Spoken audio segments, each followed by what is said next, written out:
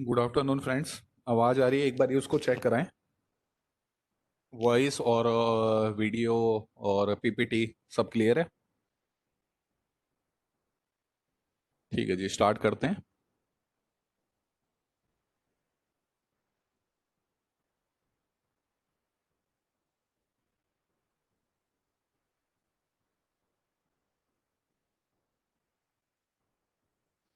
हाँ जी, आज last class में हमने स्टार्ट किया था ऑडिट एविडेंसेस।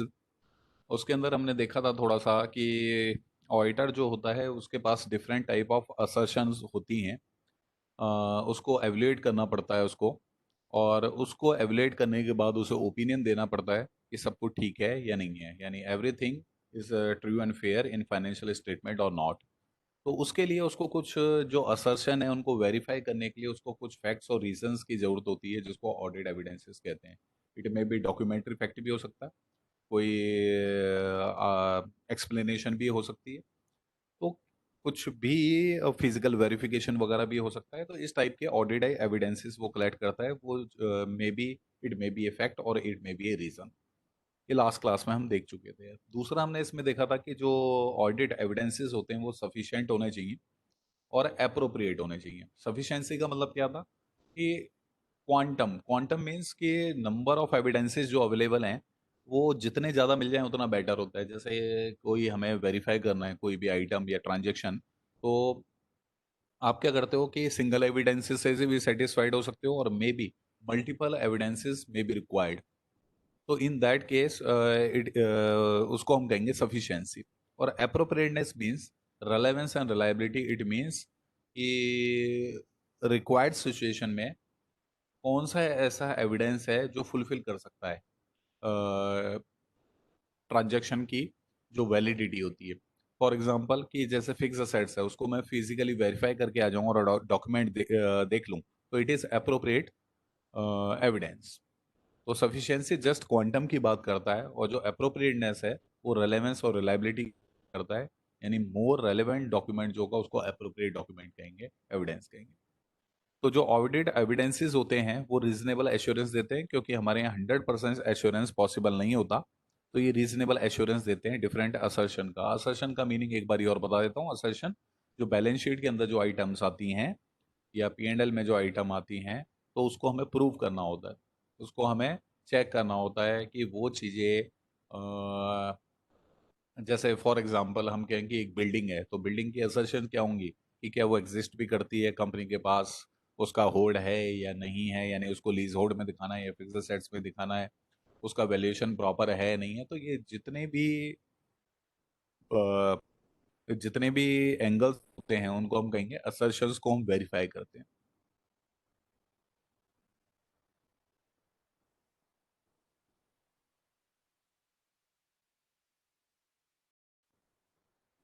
नाउ कि factors influencing auditor judgment while obtaining audit evidence, last class में हमने कर लिया था। इसमें हमने कहा था नेचर ऑफ आइटम के ऊपर डिपेंड करता है, इंटरनल कंट्रोल के ऊपर डिपेंड करता है कि स्ट्रांग होगा तो एविडेंसेस हमें कम चाहिए, यदि वो वीक है इंटरनल कंट्रोल सिस्टम तो we required more evidences.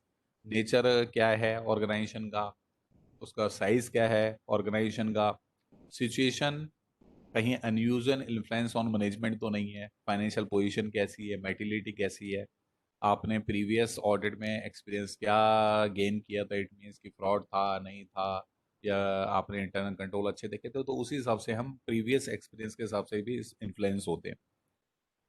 Fraud है एरर तो नहीं हुआ लास्ट ईयर्स में, इंफॉर्मेशन कौन सी अवेलेबल है, और ट्रेंड और रेशो को हम देखकर भी जजमेंट कि किस टाइप के ऑडिट एविडेंसेस हमें रिक्वायर्ड होंगे। इट मीन्स कि इतने सारे फैक्टर्स हैं जिन बातों पे ऑडिट एविडेंस की रिक्वायरमेंट डिपेंड करती है कि किस टाइप का एविडेंस हमें चाहिए।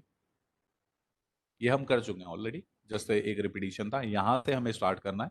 Need of need of audit evidences, इसके अंदर क्या बताया गया, ऑडिट एविडेंसेस की जरूरत क्या पड़ती है। हमने कहा कि while obtaining true substantive procedure, the different assertion made by the management can be as follows। वो कहता है कि जब हम सब्सटेंटेटिव प्रोसीजर लगाते हैं, सब्सटेंटेटिव प्रोसीजर मतलब जिसके हम डिटेल के अंदर चेकिंग करते हैं, ये थोड़ी देर में मैं प्रोसीजर आप इतना माने कि जब हम डिटेल में एक्चुअली चेकिंग करते हैं, और कॉम्प्लायंस प्रोसीजर जिसके अंदर हम इंटरनल कंट्रोल को देते हैं देखते हैं। तो इसके अंदर जब मैं बात करूं कि इंटरनल कंट्रोल की कॉम्प्लायंस प्रोसीजर में जाना, और जब हम एक्चुअल चेकिंग की बात करें, वाउचिंग वेरिफिकेशन वगैरह की हम बात करें, तो उसको सब्सटेंटिव प्रोसीजर में लेना। तो जो सब्सटेंटिव प्रोसीजर हमने लगाया, एक तरीका लगाया ऑडिट करने के लिए, तो उसमें हम इतनी सारी चीजें जो ये है A to F हम चेक करेंगे। पहली चीज क्या चेक करेंगे, मान लो बैलेंस शीट के अंदर हमने देखा, तो हम उसके अंदर देखेंगे क्या वो एग्जिस्ट भी करती है एसेट, क्या वो लाइबिलिटी एग्जिस्ट भी करती है। इट मीन्स कि वो लाइबिलिटी होनी चाहिए उस क्लाइंट की उस पॉइंट ऑफ टाइम पे, क्योंकि बैलेंस शीट जो है पर्टिकुलर पॉइंट ऑफ टाइम पे बनती है। तो उस पर्टिकुलर पॉइंट ऑफ टाइम पे वो उस कंपनी की उसके ऊपर राइट होना चाहिए उस असेट्स के ऊपर, और जो लाइबिलिटी है वो एग्जिस्ट करनी चाहिए। ऐसा ना हो कि लाइबिलिटी पे कर चुके हैं या है ही नहीं, डमी आपने डाल रखी है, तो it is not applicable. Now, right and obligation. Right and obligation means कि asset should be the right of the company and liability should be the obligation of the entity. जो असेट है company का, उस पर right होना चाहिए, ऐसा नहीं किसी और के असेट आपने दिखा दी। और लाइबिलिटी जो है वो रियली में आपका ऑब्लिगेशन होना चाहिए। Third is occurrence. Occurrence means what, जो ट्रांजेक्शन है वो उस पर्टिकुलर पीरियड में हुई भी होनी चाहिए। जैसे फॉर एग्जांपल हमारे यहाँ एक्रूअल का कॉन्सेप्ट है या पीरियोडिसिटी का है कि हम बीच बीच में अपने जितने भी एक्सपेंस रेवेन्यू होते हैं उसको मैच करके अपना प्रॉफिट एंड लॉस निकालते हैं। तो हम क्या करते हैं, एक रेलिवेंट पीरियड ले लेते हैं, जैसे 1 ईयर का हमने ले लिया। तो 1 ईयर का जब हमने पीरियड लिया, तो क्या वो उस पीरियड में हुई भी है, क्योंकि कई बार क्या होता है ट्रांजेक्शन हुई तो उस साल होती है, लेकिन बिलोंग करती है वो नेक्स्ट ईयर से। तो ये हमें थोड़ा देखना पड़ता है कि वो जिस पीरियड से बिलोंग करती है वो उस पीरियड पे फॉल करे। ये ना हो कि पिछले सालों का या आगे आने वाले सालों का जो ट्रांजैक्शन है वो इस साल रिकॉर्ड हो जाए, यानी इस साल खाली वही ट्रांजैक्शन रिकॉर्ड हो जो कि इस साल के लिए रेलिवेंट है। नाउ वैल्यूएशन की हम बात करें, वैल्यूएशन आज के ज़माने में बहुत जिसको कहते हैं हॉट टॉपिक, बेसिकली वैल्यूएशन का वैल्यू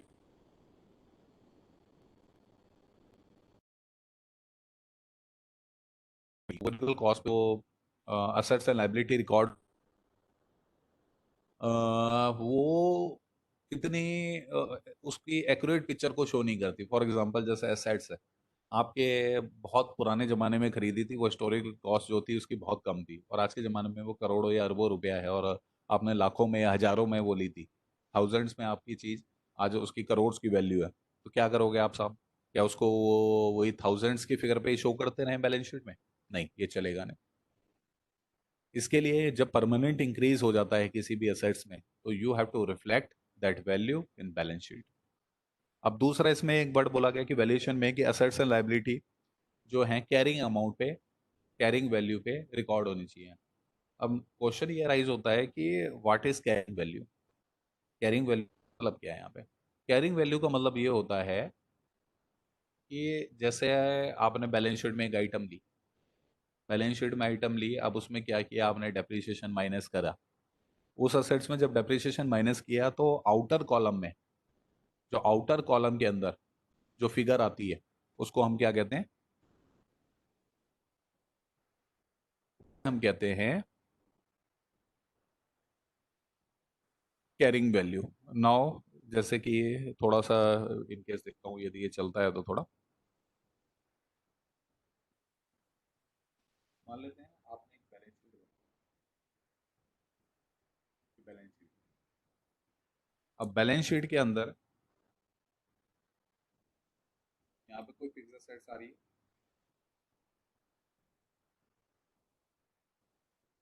मान लेते हैं ये अमाउंट है, इसमें से लेस करते हैं हम डेप्रिसिएशन, ये डेप्रिसिएशन आपने लेस किया, और जो आउटर कॉलम में फिगर आती है, तो बैलेंस शीट के इस साइड जो फिगर आएगी, ये जो क्रॉस के अंदर जो फिगर है it is called carrying amount. ठीक है, ये कैरिंग अमाउंट कहलाता है। जो फिक्स एसेट्स थी उसके मशीन मान लेते हैं, डेप्रिसिएशन माइनस किया, तो जो बाहर अमाउंट आएगा इट इज कैरिंग अमाउंट, जो बैलेंस शीट में कैरी हो रहा है फ्यूचर ईयर। तो नाउ मेजरमेंट की मैं बात करूं, तो एक transaction recorded in proper amount और revenue allocated to the proper period. इस मेजरमेंट का मतलब सिंपल सी बात यह है कि वो प्रॉपर अमाउंट पे आनी चाहिए। इट मीन्स कि वो फिक्स एसेट है तो वो कैपिटलाइज होनी चाहिए, और इन केस वो रेवेन्यू आइटम है तो वो पी एंड एल अकाउंट में जानी चाहिए। तो इट इज, आपने कभी सोचा है, एक जनरल सी बात पूछ रहा हूँ कि किसी भी आइटम को कैपिटलाइज करो या उसको कैपिटलाइज कर दो या रेवेन्यू ट्रीट कर लो, दोनों केस में ultimately figure P and L के अंदर ही जाती है। कैसे? हाउ इट इज पॉसिबल कि आपने असेट्स को कैपिटलाइज किया या सारा का सारा एक्सपेंस वन टाइम आप पी एंड एल अकाउंट में ले गए, दोनों केस में वो पी एंड एल में ही जाता है। कैसे?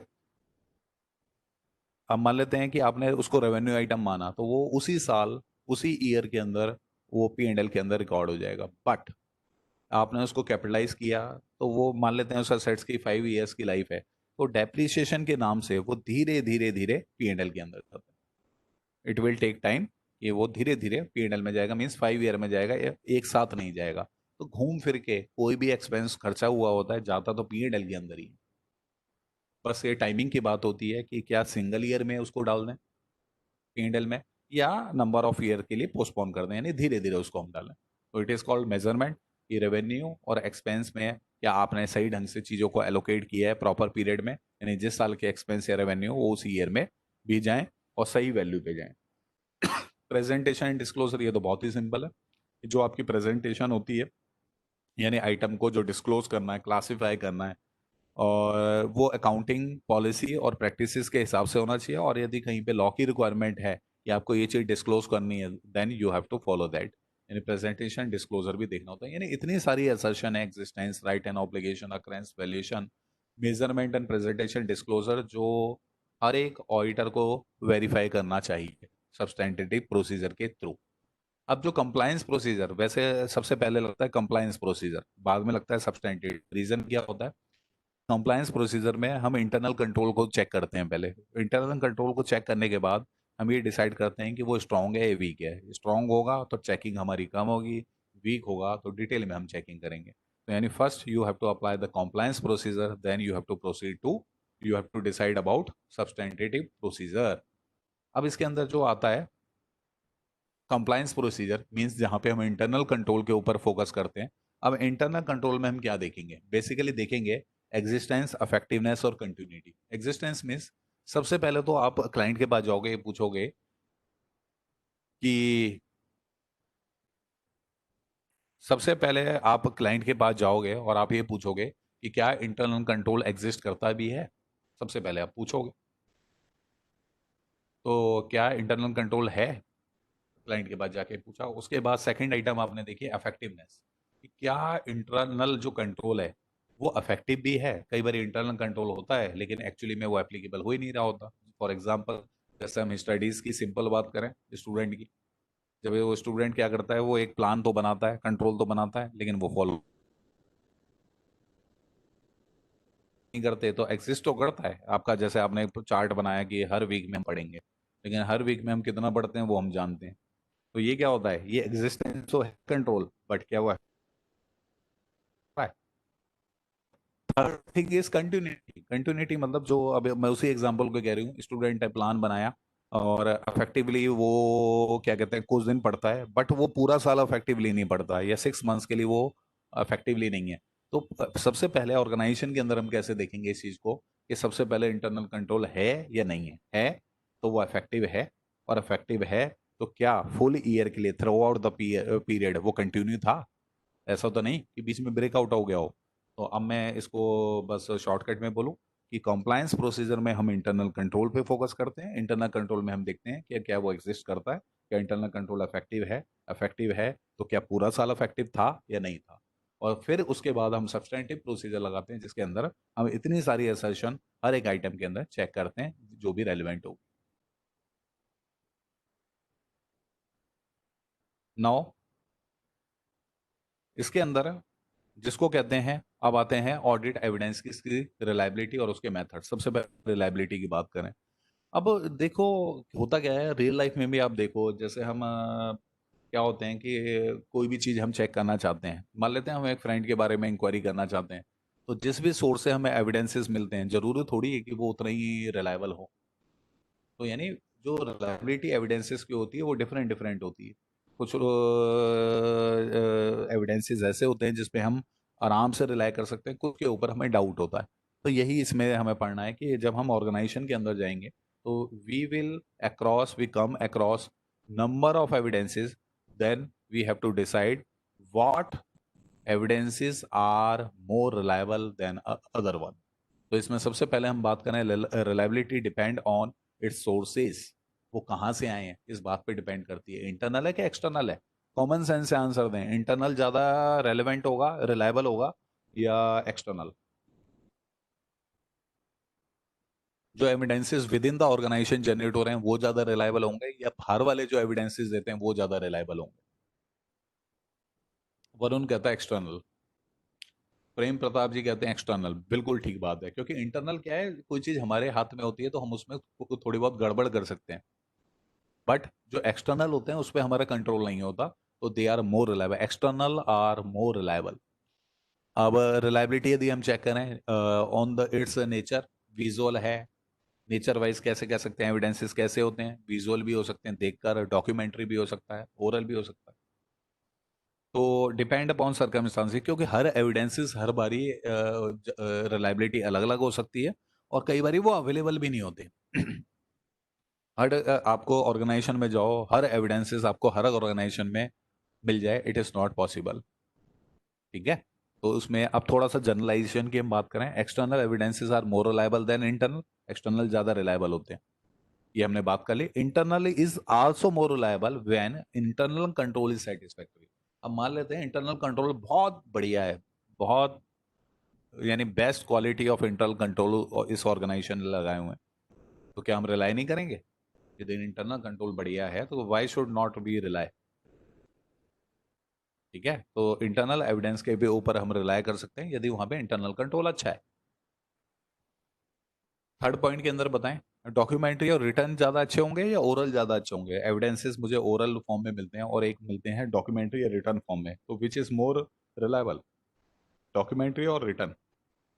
तो हमारे डॉक्यूमेंट्री और रिटर्न वाले ज्यादा रिलायबल होंगे rather than as compare to oral. Last, evidences obtain by auditor himself. एक तो खुद मैं एक एविडेंसेस कलेक्ट करूं, मैं ऑडिटर हूं, मैं खुद जाकर एविडेंसेस को कलेक्ट करता हूं, तो वो ज्यादा रिलायबल है या कोई दूसरे से मुझे मिलता है तो वो ज्यादा रिलायबल? जब मैं खुद काम करूंगा तो मैं क्यों, मुझे मैं ही तो चेक कर रहा हूँ चीजों को as a auditor, if I am checking something, then why why should not I rely on myself? तो मुझे अपने ऊपर रिलाई करना चाहिए। ठीक है, तो ये कुछ जनरलाइजेशन है कि ये ऐसा माना जाता है कि एक्सटर्नल ज्यादा रिलायबल होते हैं, इंटरनल भी रिलायबल है। यदि इंटरनल कंट्रोल अच्छा है, डॉक्यूमेंट्री ज्यादा अच्छे माने जाते हैं as compare to oral. Last, auditor जो खुद एविडेंसेस कलेक्ट करेगा वो ज्यादा रिलायबल होता है। अब आते हैं method of obtaining audit evidences. अब कितने तरीके के मेथड अवेलेबल हैं? सबसे पहला इंस्पेक्शन। इंस्पेक्शन का मतलब क्या होता है, जैसे मान लेते हैं मेरे पास रिकॉर्ड आया है, डॉक्यूमेंट आया है, कोई एसेट है, तो मैं उसको एग्जामिन करूँ, तो it is called inspection. Simple बात, कोई रिकॉर्ड आया मैं उसको देख रहा हूँ, एग्जामिन कर रहा हूँ, ठीक है नहीं है वगैरह ये सब, तो it is called inspection. Observation क्या होता है साहब? ऑब्जर्वेशन होता है witnessing a process procedure being performed by others. इसमें क्या होता है, हम केवल देख रहे होते हैं और कर कोई दूसरा रहा होता है। फॉर एग्जाम्पल, जैसे मान लेते हैं कि मैं एक ऑर्गेनाइजेशन में गया और वहां पर क्या था कि स्टॉक के आइटम की काउंटिंग हो रही थी, तो मैं खुद नहीं कर रहा, मैंने कहा कि वहां पे जो उन्होंने स्टाफ मुझे प्रोवाइड किया था, मैंने उनको कहा कि एक काम करिए, आप मुझे एक स्टाफ प्रोवाइड करिए। उन्होंने मुझे एक स्टाफ दिया अपने ऑर्गेनाइजेशन से। मैं ऑडिटर हूँ, मैं गया, मैंने कहा आप इसकी काउंटिंग करो और मैं देख रहा हूँ, तो वो काउंटिंग कर रहा है मेरे सामने, तो what I am doing, I am observing him. मैं खुद नहीं कर रहा, but I am witnessing a process और प्रोसीजर, तो इट इज कॉल्ड ऑब्जर्वेशन।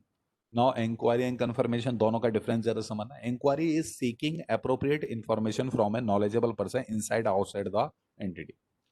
जब मैं किसी से कोई इंफॉर्मेशन मांगता हूं जिसको मुझे लगता है पता होगी, मान लेते हैं मुझे लगता है इस पर्सन को ऑर्गेनाइजेशन में या ऑर्गेनाइजेशन बाहर वाले को इसको ये इन्फॉर्मेशन पता होगी, तो मैं क्या कर रहा हूँ, इंक्वायरी कर रहा हूँ। इंक्वायरी मीन्स जैसे इनसाइड आउटसाइड, मान लेते हैं मैं ऑर्गेनाइजेशन के एम्प्लॉय से जब कोई इंक्वायरी करता हूँ, तो इंक्वायरी जो हो रही है वो क्या है, what is that, it is inquiry, it is called inquiry. जब मैं एम्प्लॉय से पूछता हूँ जो ऑर्गेनाइजेशन के अंदर है, तो it is inside the organization. Now इसके अंदर, now if we try to trace out the difference between inquiry and in confirmation, confirmation is response to an inquiry, it is a response to an inquiry, it means uh, जब हमने किसी से पूछा, then he is giving his response, it is called confirmation. ठीक है, जैसे मैंने किसी से पूछा एम्प्लॉय से ऑर्गेनाइजेशन के अंदर, उसने मुझे रिप्लाई दिया, कंफर्मेशन। तो confirmation is a response to an inquiry to corroborate information contained in accounting record, यानी अकाउंटिंग रिकॉर्ड मुझे सा मतलब एक ट्रांजैक्शन मिली, मैंने उसकी इंक्वायरी करी किसी एम्प्लॉय से, और जब मैं उससे इंक्वायरी की और उसका रिस्पांस मिला, तो इट इज कॉल्ड कंफर्मेशन। क्यों? क्योंकि ऑलरेडी मैंने उसको देख लिया है रिकॉर्ड के अंदर। Now I am confirming from some other person within the organisation, तो it is called confirmation by the auditor. तो it is the difference between inquiry and confirmation. Now computation is very simple one. जब हम arithmetical accuracy check कर लेते हैं, source document मतलब जहां से वो स्टार्ट हुई है, एंड अकाउंटिंग रिकॉर्ड, जैसे मान लेते हैं कोई बिल आया, तो it is called source document. और अकाउंटिंग रिकॉर्ड क्या है, जब हमने उसकी एंट्री पास करी बुक्स ऑफ अकाउंट्स में। तो when we are performing calculations, we are checking arithmetical accuracy of source document, accounting record, यानी कैलकुलेशन, प्लस माइनस मल्टीप्लिकेशन, ये सब कंप्यूटेशन हो। हम ट्रेंड की एनालिसिस करते हैं, कंपेयरिंग कि क्या पिछले एक्सपेंस है, we are calculating operating ratio, gross profit ratio, net profit ratio, current ratio, something like that. तो it is called analytical review, we are comparing with past years, तो it is called analytical review, studying ratio and trend. और फिर in case यदि वहां पर unusual fluctuation है, मान लेते हैं ग्रॉस प्रॉफिट एकदम ड्रास्टिकली एकदम 20% डाउन हो गया, तो आई शुड इंक्वायर कि ऐसा क्या हुआ। ऑपरेटिंग एक्सपेंस एकदम से ज़्यादा हो गए, एकदम से थोड़ा सा मुझे रेशो ज़्यादा नज़र आती है ऑपरेट, तो आई शुड इंक्वायर कि क्या हुआ। तो it is all about reliability and methods of audit evidences. Now next point.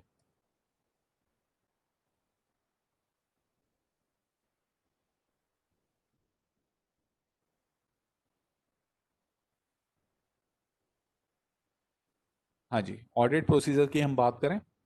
Audit procedure to be obtained, तो ऑब्टेन ऑडिट एविडेंसेस को कलेक्ट करने के लिए हम कौन से प्रोसीजर्स को लगाते हैं, जरा ध्यान से इसको देखना। ऑडिट प्रोसीजर, सबसे पहले हम काम क्या करते हैं, ये बुक्स में नहीं है, ये थोड़ा मैंने दूसरी बुक से लिया है। Audit procedure is risk assessment procedure and further audit procedure. Basically क्या है, इसको टू पार्ट्स में हमने डिवाइड किया, simple. Risk assessment procedure and further audit procedure. सबसे पहले हम जाकर काम क्या करते हैं ऑर्गेनाइजेशन में, मान लेते हैं मेरे को ऑडिट मिला, मैं ऑर्गेनाइजेशन में एंटर किया, वहां पर गया, वहां पे जाने के बाद मैं सबसे पहले रिस्क असेसमेंट करूंगा। रिस्क असेसमेंट मीन्स कि मैं ये देखूंगा कि वहां पर जो कंट्रोल हैं, कंट्रोल के रिस्क कौन कौन से हैं, ट्रांजेक्शन में जो रिकॉर्डिंग हो रही है वो नहीं होने के रिस्क कौन कौन से हैं। तो जितने भी टाइप के रिस्क हैं उन सबको असेस करूंगा, then I will decide my audit procedure. अब जो ऑडिट प्रोसीजर है, they are divided again into two parts, test of control and substantive procedure. अब जो substantive procedure again divided into two parts, test of details and analytical procedure, and they test of details again divided into two parts, that is test of transaction जिसको shortcut में vouching कहते हैं, and test of balances जिसको verification कहते हैं, जो कि हमारी स्टडी नोट नंबर 6 के बिल्कुल लास्ट में आएगा। ये वाउचिंग एंड वेरिफिकेशन, इसके बारे में हम थोड़े पढ़ेंगे। वाउचिंग मीन्स जो वाउचर होता है उसको एविडेंसेस के साथ कोरिलेट करना, it is called vouching. Verification, ये आप जो बैलेंस शीट वगैरह हैं, आइटम्स हैं, आप उसको वेरीफाई करते हैं, it is called verification. Analytical procedure means what, जहां पे रेशो और ट्रेंड को हम देखते हैं, इट इज एनालिटिकल प्रोसीजर। और दोनों को मिला के आप ये देखते हैं सब्सटेंटिव प्रोसीजर। तो ये जो टेस्ट ऑफ कंट्रोल है, ये क्या है, टेस्ट ऑफ कंट्रोल क्या है, अभी थोड़ी देर पहले हमने एक चीज पढ़ी थी, याद हो तो थोड़ा। हमने कहा था दो तरीके के ऑडिट प्रोसीजर होते हैं। There are two type of audit process. One is test of compliance procedure, other is substantive procedure. ये टेस्ट ऑफ कंट्रोल है, इट इज कॉम्प्लायंस प्रोसीजर। मतलब इन केस, इन केस के अंदर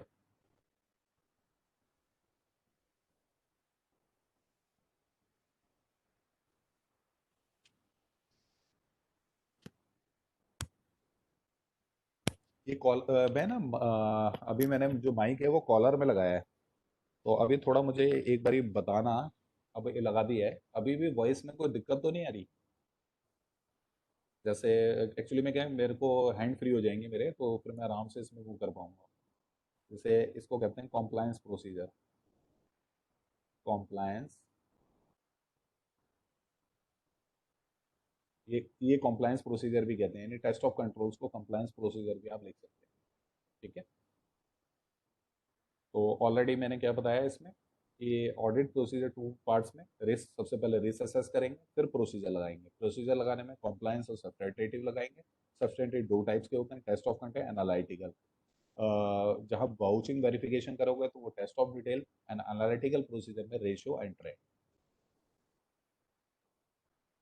अब इसको थोड़ा सा हम डिटेल में देखते हैं।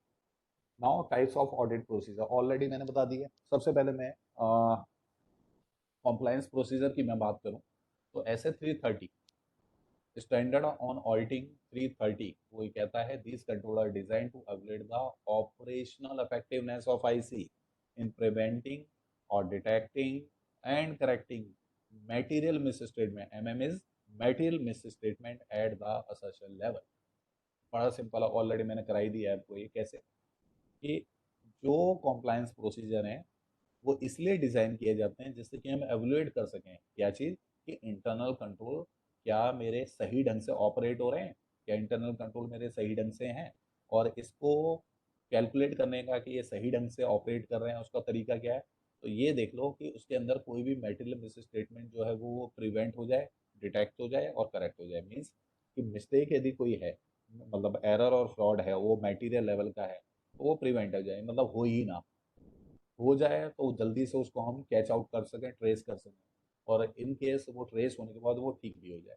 तो ये तीन चीज़ें हो जाती हैं। पहली बात, हो ही ना हो तो पकड़ लें हम उसको, ट्रेस आउट कर लें, और ट्रेस आउट करने के बाद उसको करेक्ट कर दें। यदि तीन चीज़ें हो जाती हैं, प्रिवेंशन, डिटेक्शन और करेक्टिंग, किस चीज़ का, मटेरियल मिस स्टेटमेंट का, तो हम कहेंगे कि इंटरनल कंट्रोल बहुत ज़बरदस्त है आपका, बहुत बढ़िया, इट इज़ ऑपरेटिंग इफेक्टिवली, हम ये कह सकते हैं। ठीक है। सेकंड पैराग्राफ में ये कहता है कि if control are defective, if control are affective, तो हमारे जो प्रोसीजर होंगे, सब्सटेंटिव प्रोसीजर होंगे, वो रिड्यूस हो जाएंगे। क्यों? क्योंकि हम इंटरनल कंट्रोल पे रिलाई कर सकते हैं, हमें ज़्यादा चेकिंग की जरूरत नहीं है, हम सैंपल बेसिस पे भी काम कर सकते हैं। और इन केस जो कंट्रोल्स हैं वो आपको वीक नज़र आते हैं, तो हमें ज़्यादा एविडेंसेस की जरूरत पड़ेगी ट्रांजेक्शन को चेक करने के लिए कि वो कंप्लीटनेस, वैलिडिटी, एक्यूरेसी वगैरह वगैरह ये देखने के लिए हमें ज़्यादा डिटेल में चेकिंग करनी पड़ेगी। तो क्रक्स क्या निकला, कॉम्प्लायंस प्रोसीजर के अंदर एक ही चीज़ चेक करते हैं जिसको कहते हैं इंटरनल कंट्रोल को हम चेक करें। इंटरनल कंट्रोल यदि इफेक्टिव है तो चेकिंग हमारी कम, otherwise vice versa. Now compliance procedure लगाने के बाद हम सब्सटेंटिव प्रोसीजर लगाएंगे, इसको सब्सटेंटिव टेस्ट भी कहते हैं। ऐसे 330 ये कहता है कि these are audit process design to detect the material misstatement at assertion level. Design to detect material misstatement, यहाँ पे कंप्लायंस के अंदर हम डिटेक्ट करने की बात ही नहीं कर रहे थे, लेकिन यहाँ पर हम डिटेक्ट करने की बात कर रहे हैं कि मेटेरियल मिस स्टेटमेंट है वो डिटेक्ट हो जाएं। अब ये दो कैटेगरी के हमने बताए, इसके two categories of substantive procedure, analytical and the test of और डिटेल। एनालिटिकल प्रोसीजर ऑलरेडी मैंने कहा कि जनरली लेस रिलायबल होते हैं, जो trend and ratio less reliable है। वाई? क्योंकि we are calculating in a broader term. For example, if we have calculated GP ratio और लास्ट टाइम वो थी 20%, इस साल वो 15% है, तो ऐसा क्या हो नहीं सकता? हो सकता है। अभी कोरोना के पीरियड के अंदर हम बात करें तो कई लोगों के जो प्रॉफिट है वो ड्रास्टिकली रिड्यूस हो गए, इवन वो लॉसेस में कन्वर्ट हो गए। पिछले साल क्या था, प्रॉफिट हो रहे थे, इस साल लॉस हो गया, तो ये एबनॉर्मल सिचुएशन के है, तो they are less reliable evidence. ये नहीं कि उसको देखो। और ऐसा भी होता है कई बार, क्या होता है कि ऑडिटर गया, पूछा जी आपकी जीपी रेशो क्या आ रही है, उन्होंने कहा जी 20% आ रही है। पिछले सालों में भी एवरेज 19, 20, 21 ही वेरी करती थी इस तरीके से। तो क्या सब कुछ ठीक होगा उस ऑर्गेनाइजेशन में? जरूरी नहीं। तो एनालिटिकल प्रोसीजर रेशो और ट्रेंड को देखकर आप एक ब्रॉड आइडिया लगा सकते हैं, but you can't rely too much on analytical procedure. Substantive procedure के अंदर जो नेक्स्ट है वो है test of detail. Test of detail means हमें डिटेल में टेस्टिंग करनी पड़ती है सैंपल बेसिस पे। यानी ट्रांजेक्शन लोगे, एक्चुअली में आप उसकी चेकिंग करोगे। अभी तक तो आप इंटरनल कंट्रोल देख रहे थे, अभी तक तो आप रेशियो ट्रेंड देख रहे थे, लेकिन एक्चुअली में एविडेंसेस कहाँ पे आप देख रहे हो? टेस्ट ऑफ डिटेल, नाम से ही पता चलता है जब डिटेल में हम एविडेंसेस कलेक्ट करें ट्रांजेक्शन के लिए। हर ट्रांजेक्शन जो भी हमारा सैंपल है उसके लिए हम कहते हैं लाइए इन सब ट्रांजेक्शन के एविडेंसेस हमें दिखाइए। तो it is called test of detail. Next, अब आते हैं ऑडिट रिपोर्ट के ऊपर। ये जिसको कहते हैं थोड़ा सा इम्पोर्टेंट भी है एग्जाम पॉइंट ऑफ व्यू से। ऑडिट रिपोर्ट है बहुत सिंपल है, ऑलरेडी मैंने इसमें काफ़ी कुछ करा दिया। सबसे पहले हम डेफिनेशन की बात करें। डेफिनेशन की हम बात करें, while conducting every audit auditor has to go through 3 phase. कोई भी ऑडिट करोगे 3 काम आपको करने पड़ेंगे। सबसे पहले प्लानिंग करनी पड़ेगी ऑडिट की, प्रिलिमिनरी वर्क है, फिर एक्चुअली में उसका ऑडिट करना पड़ेगा, और उसके बाद जब ऑडिट कर लोगे तो आपको कुछ चीज़ें नजर आएंगी, फिर आप कंक्लूजन दोगे, और उस कंक्लूजन को ऑडिट रिपोर्ट के थ्रू आप सबमिट करोगे क्लाइंट। तो audit report is a statement of observation gathered and considered. यानी ये एक ऑडिट रिपोर्ट है क्या? ये एक ऐसी स्टेटमेंट है, एक ऐसा डॉक्यूमेंट है जिसके थ्रू आपने क्या ऑब्जर्वेशन, आपने किन किन बातों को देखा, ये आप कम्युनिकेट करते हो। तो ए आर इज ए और report is a statement of observation and considered while proving the conclusive evidence of companies financial position. और report is the ultimate and final product of every audit. एक audit के अंदर जो सबसे आखिरी काम होता है, जो लास्ट वर्क होता है, वो होता है ऑडिट रिपोर्ट सबमिट कर दी, बात करना। तो एक स्टेटमेंट है जिसमें हम एविडेंसेस को कौन से गैदर किए थे, कंसिडर किए थे, जब हमने कंपनी की फाइनेंशियल पोजीशन को असेस किया था, उसके बारे में ओपिनियन देते समय हम कम्युनिकेट करते हैं उसके यूजर्स ऑफ अकाउंट्स को, यूजर्स ऑफ रिपोर्ट को। तो इसके अंदर ये हुई डेफिनेशन की बात। Next is importance of audit report. इसके अंदर क्या आएगा साहब? इसके अंदर एंड प्रोडक्ट है, ये तो ऑलरेडी बता दिए। कंक्लूडिंग पार्ट है, मीन्स इसके बाद कुछ नहीं बचता। फिर साहब इसके अंदर नेक्स्ट आता है A R gives the auditor opinion. इसमें ऑडिटर ओपिनियन देता है ऑडिट रिपोर्ट के अंदर कि अकाउंट्स जो थे, रिकॉर्ड थे, वो कैसे थे। फिर audit report reflect the work done. ये बताता है कि एक्चुअली में ऑडिटर ने क्या काम किया। It measures auditor responsibility. ये ऑडिटर की रिस्पॉन्सिबिलिटी को भी बताता है, क्योंकि जब अभी थोड़ी देर में मैं बताऊंगा कि डिफरेंट पैराग्राफ्स होते हैं जिसके अंदर ऑडिटर अपनी रिस्पॉन्सिबिलिटी बताता है। फिर fifth point, audit report indicate real position of financial status of the company used by different people as a reliable document. इसके अंदर बताया गया कि audit report indicates real position of the financial status. यानी ये real position of financial status means ये जो balance sheet हमारी बनी है वो क्या एग्जैक्ट, मतलब किस तरीके से उसकी पोजीशन मूव कर रही है, मीन्स वो सही पोजीशन शो कर रही है नहीं कर रही। ये सब हम दूसरे लोगों को, जो लोग उस बैलेंस शीट फाइनेंशियल स्टेटमेंट को यूज करेंगे, ये कम्युनिकेट करते हैं ऑडिट रिपोर्ट के थ्रू। तो this was the simple one. Now next. Excuse me, sir. Sir, hello, हाँ जी बताइए। sir, I'm Sudarshan. Sir, I'm from Tamil Nadu. There are some South Indian students. So, can you teach us in English, sir? Basically these are northern region classes. Oh, It is basically for NIRC. So we have to use both languages, Hindi and English both. So there you will find a mixture of both languages. oh, sir. Okay, okay, okay, sir. Then fine. Thank you. Thank you. Next, the basic principal elements of auditor. The basic elements of. Now we are proceeding to next topic. The basic elements of auditor report. Now there are certain points which should be included in each audit report. Number one is title. Title. Appropriate title must be added in audit report. And title should be auditors report. तो जो audit report होगी उसका title होगा auditors report and distinguish from the other report. Basically इसमें क्या क्यों किया जाता है ऐसा, रिपोर्ट को अलग किया जाता है. अलग किया जाता है कैसे? जो अदर रिपोर्ट है, क्योंकि ऑर्गेनाइजेशन के अंदर हो सकता है मल्टीपल रिपोर्ट्स अवेलेबल हो, तो we have to distinguish audit report from other report. तो एक उसका एक टाइटल दे देते हैं, auditor's report. Now it is addressee. Addressee is what? Appropriate address as required by applicable laws and regulation. Ordinarily, AR is addressed to appointing authority. Addressee. Addressee means what?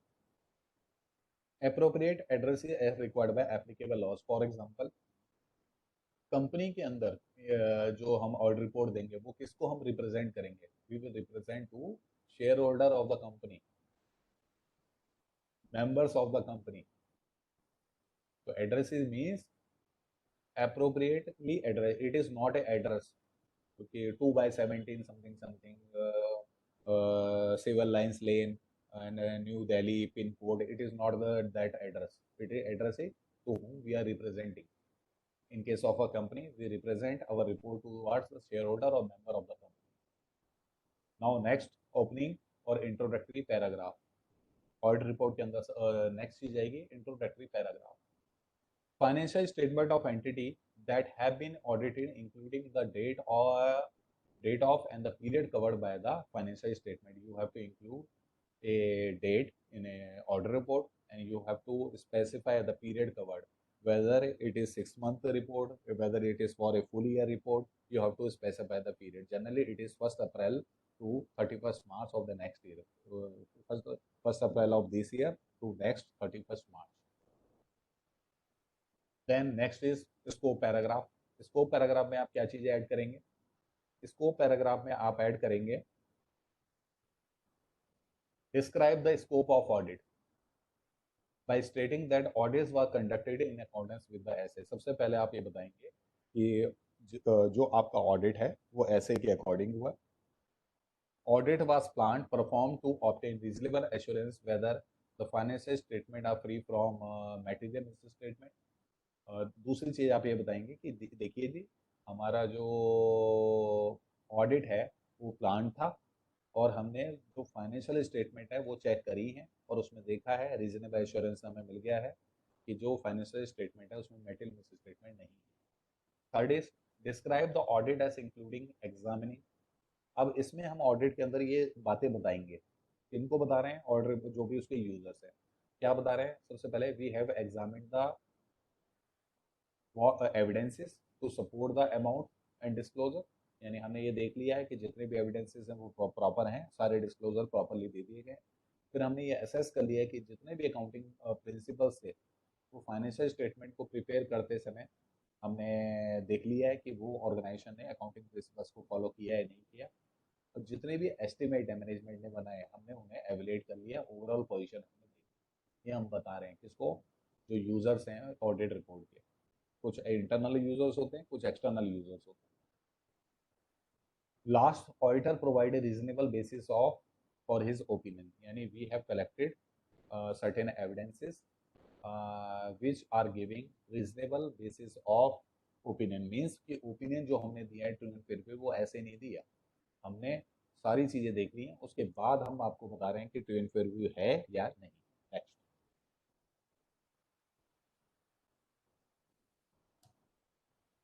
फिर आता है ओपिनियन पैराग्राफ. नाम से ही पता चलता है कि हम इसके अंदर ओपिनियन देंगे. इसके अंदर हम ओपिनियन देंगे. FRF used to prepare the financial statement. It should be stated whether the financial statement give a true and fair in accordance with FRF and whether the financial statement complies with the statutory requirement. यानी opening paragraph में हम ये बताएंगे कि financial statement true and fair view दे रही है या नहीं दे रही, और लॉ की जितनी भी रिक्वायरमेंट थी क्या उन फाइनेंशियल स्टेटमेंट ने फॉलो करी हैं या नहीं। Date of report, you have to specify a date. हमेशा ऑडिट रिपोर्ट के अंदर आप एक डेट डालेंगे, और ये डेट क्या होगी, जिस दिन ऑडिटर वो उस रिपोर्ट को साइन करेगा। अब इसके अंदर एक क्वेश्चन आता है बड़ा अच्छा। क्या आता है? The auditor should not date the audit report earlier than date on which financial statement signed और अप्रूव्ड बाय द मैनेजर। क्या बोला इसने? Auditor should not date audit report earlier than financial statement signed और approved by management. मतलब report की date, जैसे मैं sign आज कर रहा हूँ as a auditor, I am signing today, क्या मैं बाद की डेट दे सकता हूँ? मीन्स कि मान लेते हैं कि आज की 19 है, तो 19 सितंबर आज मैं साइन कर रहा हूँ ऑडिट रिपोर्ट को, तो क्या मैं 19 से पहले की डेट दे सकता हूँ और 19 के बाद की डेट दे सकता हूँ, या जिस दिन मैंने साइन किया उसी दिन की डेट होनी चाहिए? कौन बताएगा?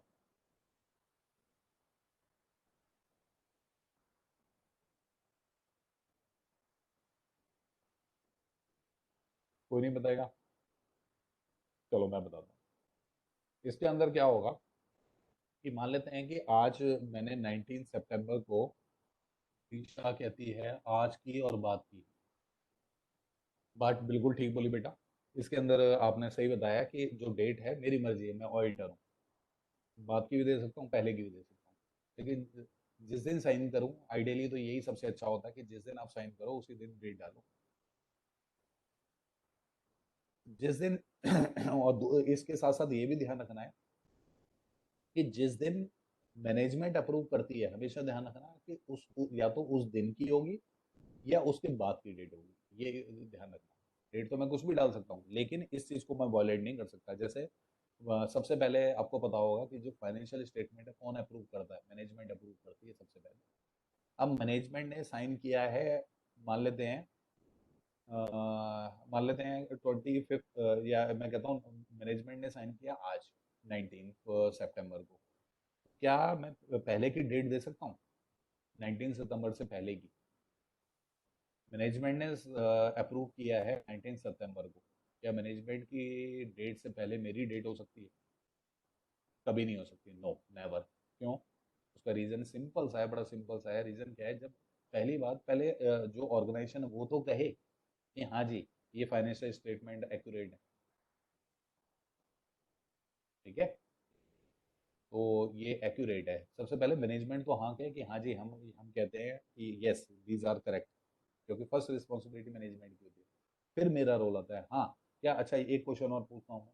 अच्छा, मैनेजमेंट ने आज अप्रूव किया 19 को, क्या मेरी डेट कल की होनी चाहिए या आज की भी हो सकती है? पहले की तो चलो नहीं हो सकती, 18 की नहीं हो सकती, 18 सितंबर की। तो क्या सेम डे की हो सकती है? ये क्वेश्चन है मेरा। 19 को मैनेजमेंट ने अप्रूव किया, क्या 19 को ही मैं साइन कर सकता हूँ ऑर्डर रिपोर्ट को? तो वरुण कहता है यस।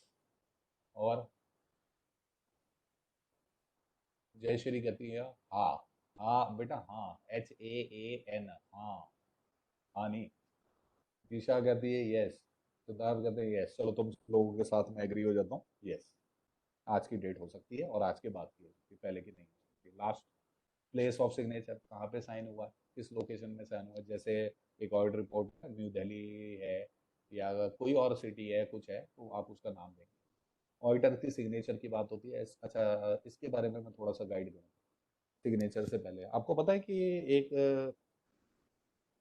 जो चार्टर्ड अकाउंटेंट है वो अपनी फर्म भी खोल सकता है। जैसे एक कॉस्ट अकाउंटेंट है, कंपनी सेक्रेटरी है, चार्टर्ड अकाउंटेंट कोई भी हो, XYZ, वो अपनी एक फर्म भी खोल सकते हैं और इंडिविजुअल नेम पे सोल प्रोप्राइटरशिप फर्म भी खोल सकते हैं। ये आपको पता होगा, नहीं पता तो आज पता चल गया होगा। मतलब चाहूँ, मान लेते हैं मैं कॉस्ट अकाउंटेंट हूँ, मैं चार्टर्ड अकाउंटेंट हूँ या कंपनी सेक्रेटरी कुछ भी हूँ, तो मैं अपने नाम पर भी एक फर्म खोल सकता हूँ, प्रवीण गुप्ता एंड कंपनी, और पार्टनरशिप फर्म भी खोल सकता हूँ। इन केस वो सोल प्रोप्राइटरशिप फर्म है, तो क्या होगा, तो मेरे पर्सनल नेम पे साइन होगी, ये ध्यान रखना, और मेरा मेंबरशिप नंबर लिखा जाएगा। इन केस वो फर्म है, मान लेते हैं कि हम 3-4 पार्टनर हैं, 2-3 पार्टनर हैं, जो भी है, मतलब मोर देन वन पर्सन है, और हमने एक फर्म खोली हुई है, तो क्या होगा, उसमें फर्म का नेम भी आएगा, पर्सनल नेम भी आएगा, उसमें उस पर्सन का जो साइन कर रहा है, मतलब 3 पार्टनर है ये, ABC और C साइन कर रहा है, तो C अपना नाम भी लिखेगा, पर्सन नेम भी लिखेगा, पर्सन नेम पे साइन करेगा, उसमें अपना मेंबरशिप लिखेगा, फर्म का नाम भी आएगा, मान लेते हैं ABC एंड कंपनी है, तो ABC एंड कंपनी वो भी नेम आएगा, और साथ में एक बात और ध्यान रखना कि उसमें एक होता है FRN number, FRN firm registration number, वो भी आएगा। तो मैं रिपीट करूँ इस बात को जो मैंने बोला कि इसके अंदर दो पॉसिबिलिटी है, या तो इंडिविजुअल फर्म होगी या फर्म होगी। इंडिविजुअल है तो वो अपना नाम लिखेगा और अपना मेंबरशिप नंबर, लेकिन यदि फर्म बनी हुई है तो फर्म का नाम, उस फर्म का रजिस्ट्रेशन नंबर, साथ में उस पर्सन का नाम जो साइन कर रहा है और उसका मेंबरशिप नंबर, इस तरीके से वो आएंगे। तो इट इज़ ऑल अबाउट। अच्छा, ये जैसे इंश्योर्ड का इसमें लिखा है मेंबरशिप नंबर, कहाँ से मिलता होगा? ये इंश्योर्ड से मिलता है, ठीक है। अच्छा, एक बड़ा जनरल क्वेश्चन है इसी से रिलेटेड। मान लेते हैं मैंने एक अपनी फर्म खोली हुई है, मान के लेते हैं खोली हुई है प्रवीण गुप्ता एंड कंपनी, तो ये कहाँ पे रजिस्टर्ड हुई होगी? कंपनीज एक्ट 2013 में, या फिर कहाँ पे रजिस्टर्ड है? मतलब ये कंपनी कौन सी कंपनी है? प्रवीण गुप्ता एंड कंपनी मैंने बोला ये, तो ये जो कंपनी है वर्ड, ये कहाँ पे है? क्या ये रजिस्ट्रेशन इसका जरूरी है, नहीं है?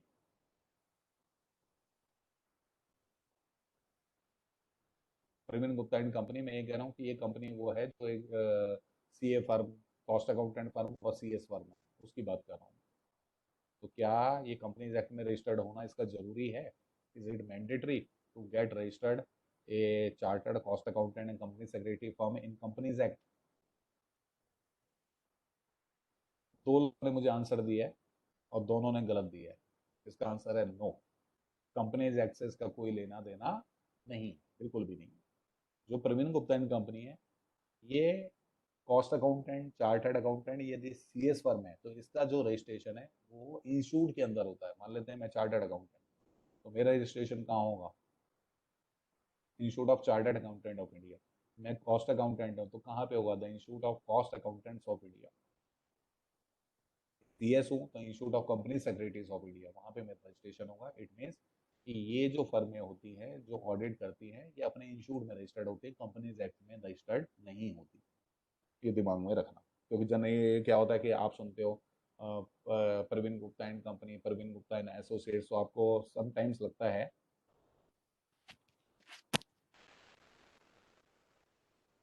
अभी वॉइस ठीक आ रही है? वरुण ने कहा वॉइस वीक हो गई थी। हाँ, नाउ क्लियर, ठीक है जी।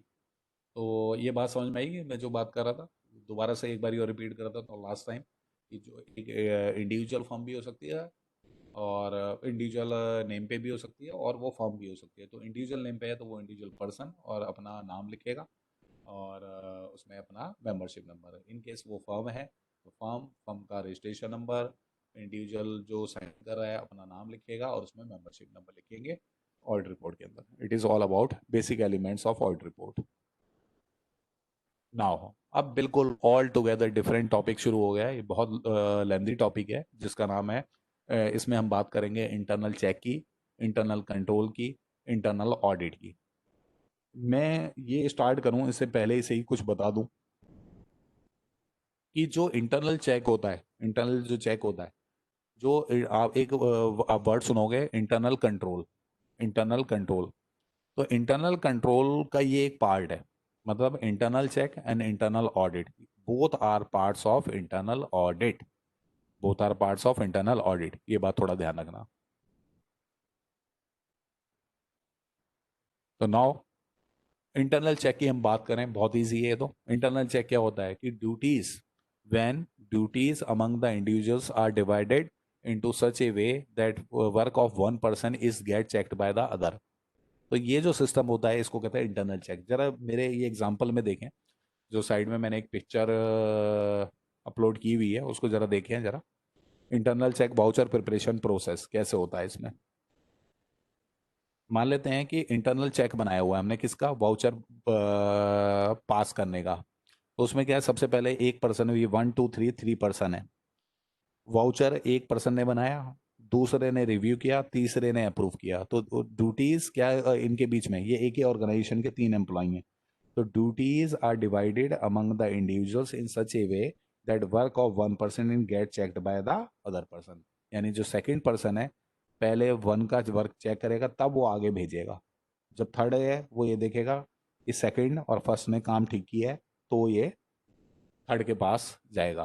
तो वाउचर अप्रूव करने का प्रोसीजर है कि duties are divided among the employees of the organisation in such a way that the work of one employee is get automatically checked by the other.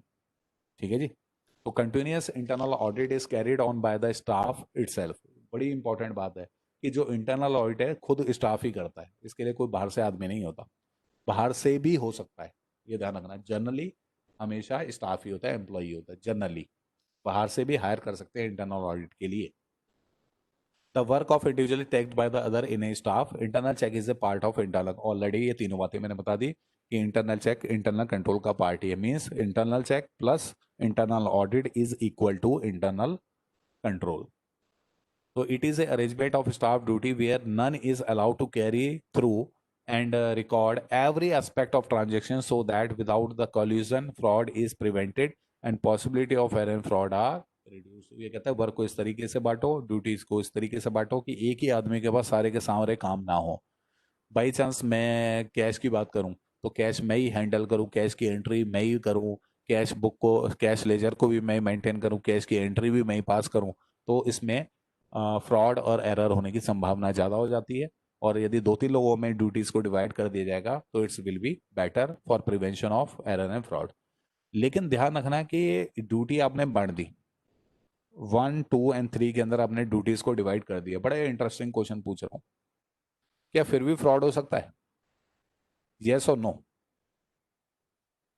तीनों में ड्यूटी बांट दी। एक वाउचर को पास करने की जो ड्यूटी है, तीन लोग प्रिपेयर कोई करेगा, रिव्यू कोई करेगा और अप्रूव कोई करेगा। ड्यूटीज को मैंने बांट दिया, तो क्या अभी भी पॉसिबिलिटी है कि फ्रॉड हो जाए? सानू कहती है नो, दीक्षा कहती है नो।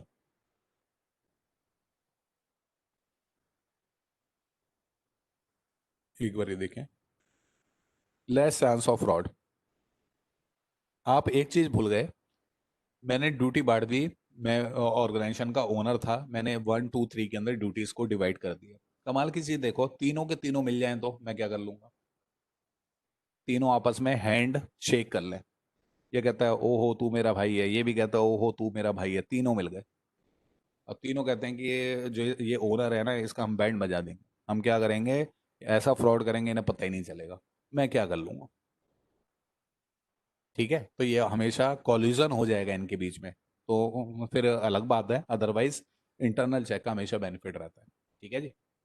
अब ये एग्जांपल तो दे रखा है, इसको मैं डिटेल में ना कराऊं, शॉर्टकट में करा दूं। मान लेते हैं आप कैश को चेक को एनकैश कराने जाते हो जब ऑर्गेनाइजेशन के अंदर, बैंक के अंदर, तो क्या करोगे आप?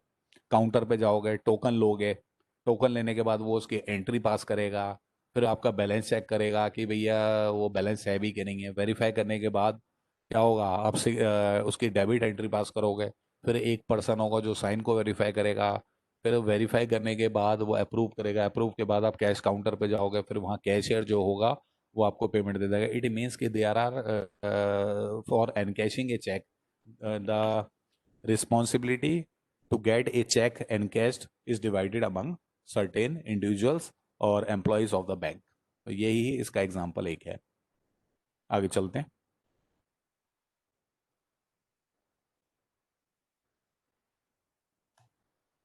ये प्रेम प्रताप ने कहा तीनों मिल जाएं तो, बिल्कुल सही आंसर है। आ जाएं।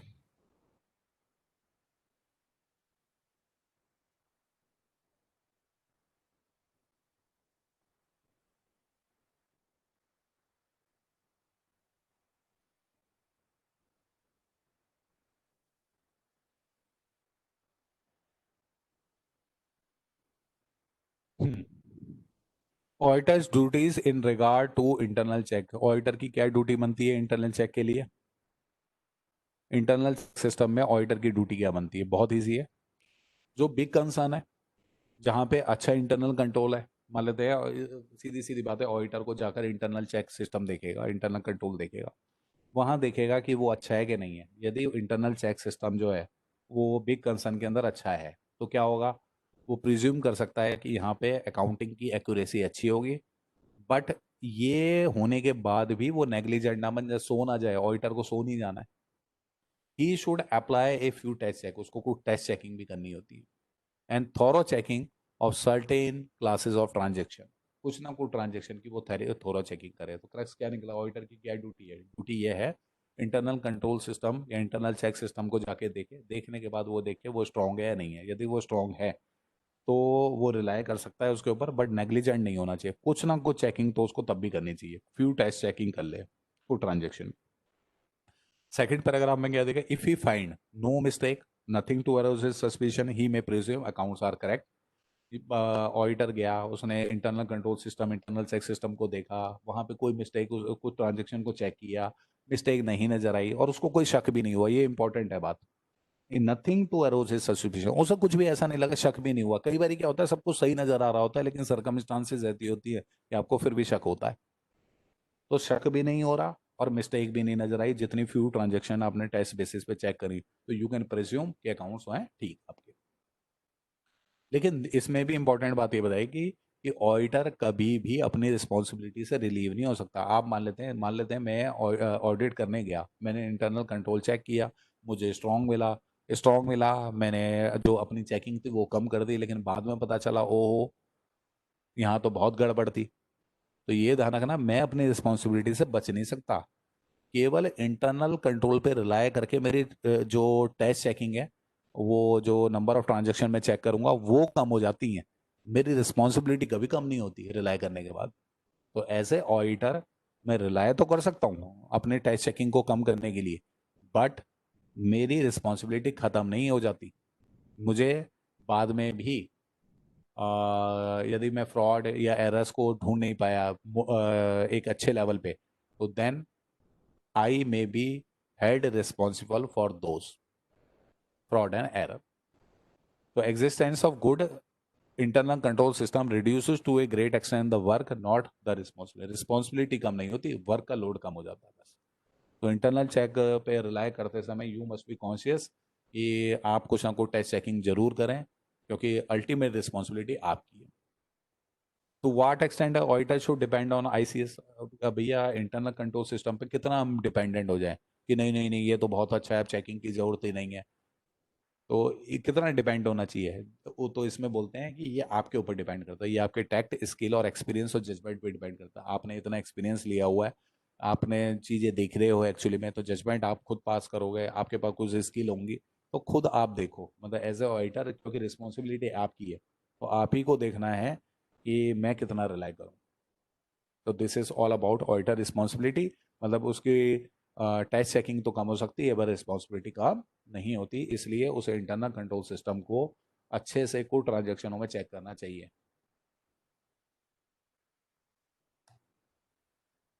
आते हैं इंटरनल चेक के एम क्या है। तो pin down definite person responsibility, बहुत आसान है, इसके अंदर to pin down definite person responsibility. अब मान लेते हैं ड्यूटीज को हमने डिवाइड कर दिया था ए बी सी में, तो जिसकी गलती होगी उसको पकड़ना आसान होगा।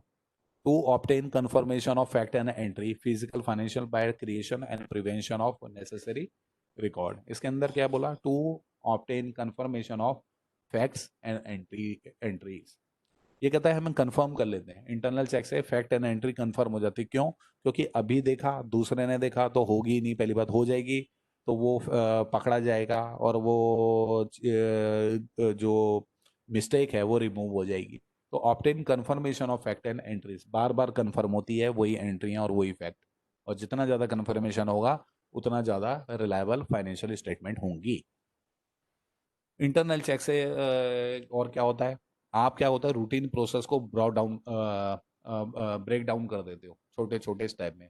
मतलब एक बड़ा प्रोसेस है चेक को अनकैश कराना, तो आप उसको ब्रेक डाउन कर देते हो कि टोकन कोई और देगा, अप्रूव कोई और करेगा, सिग्नेचर कोई और वेरीफाई करेगा, कैश आपको कोई और देगा।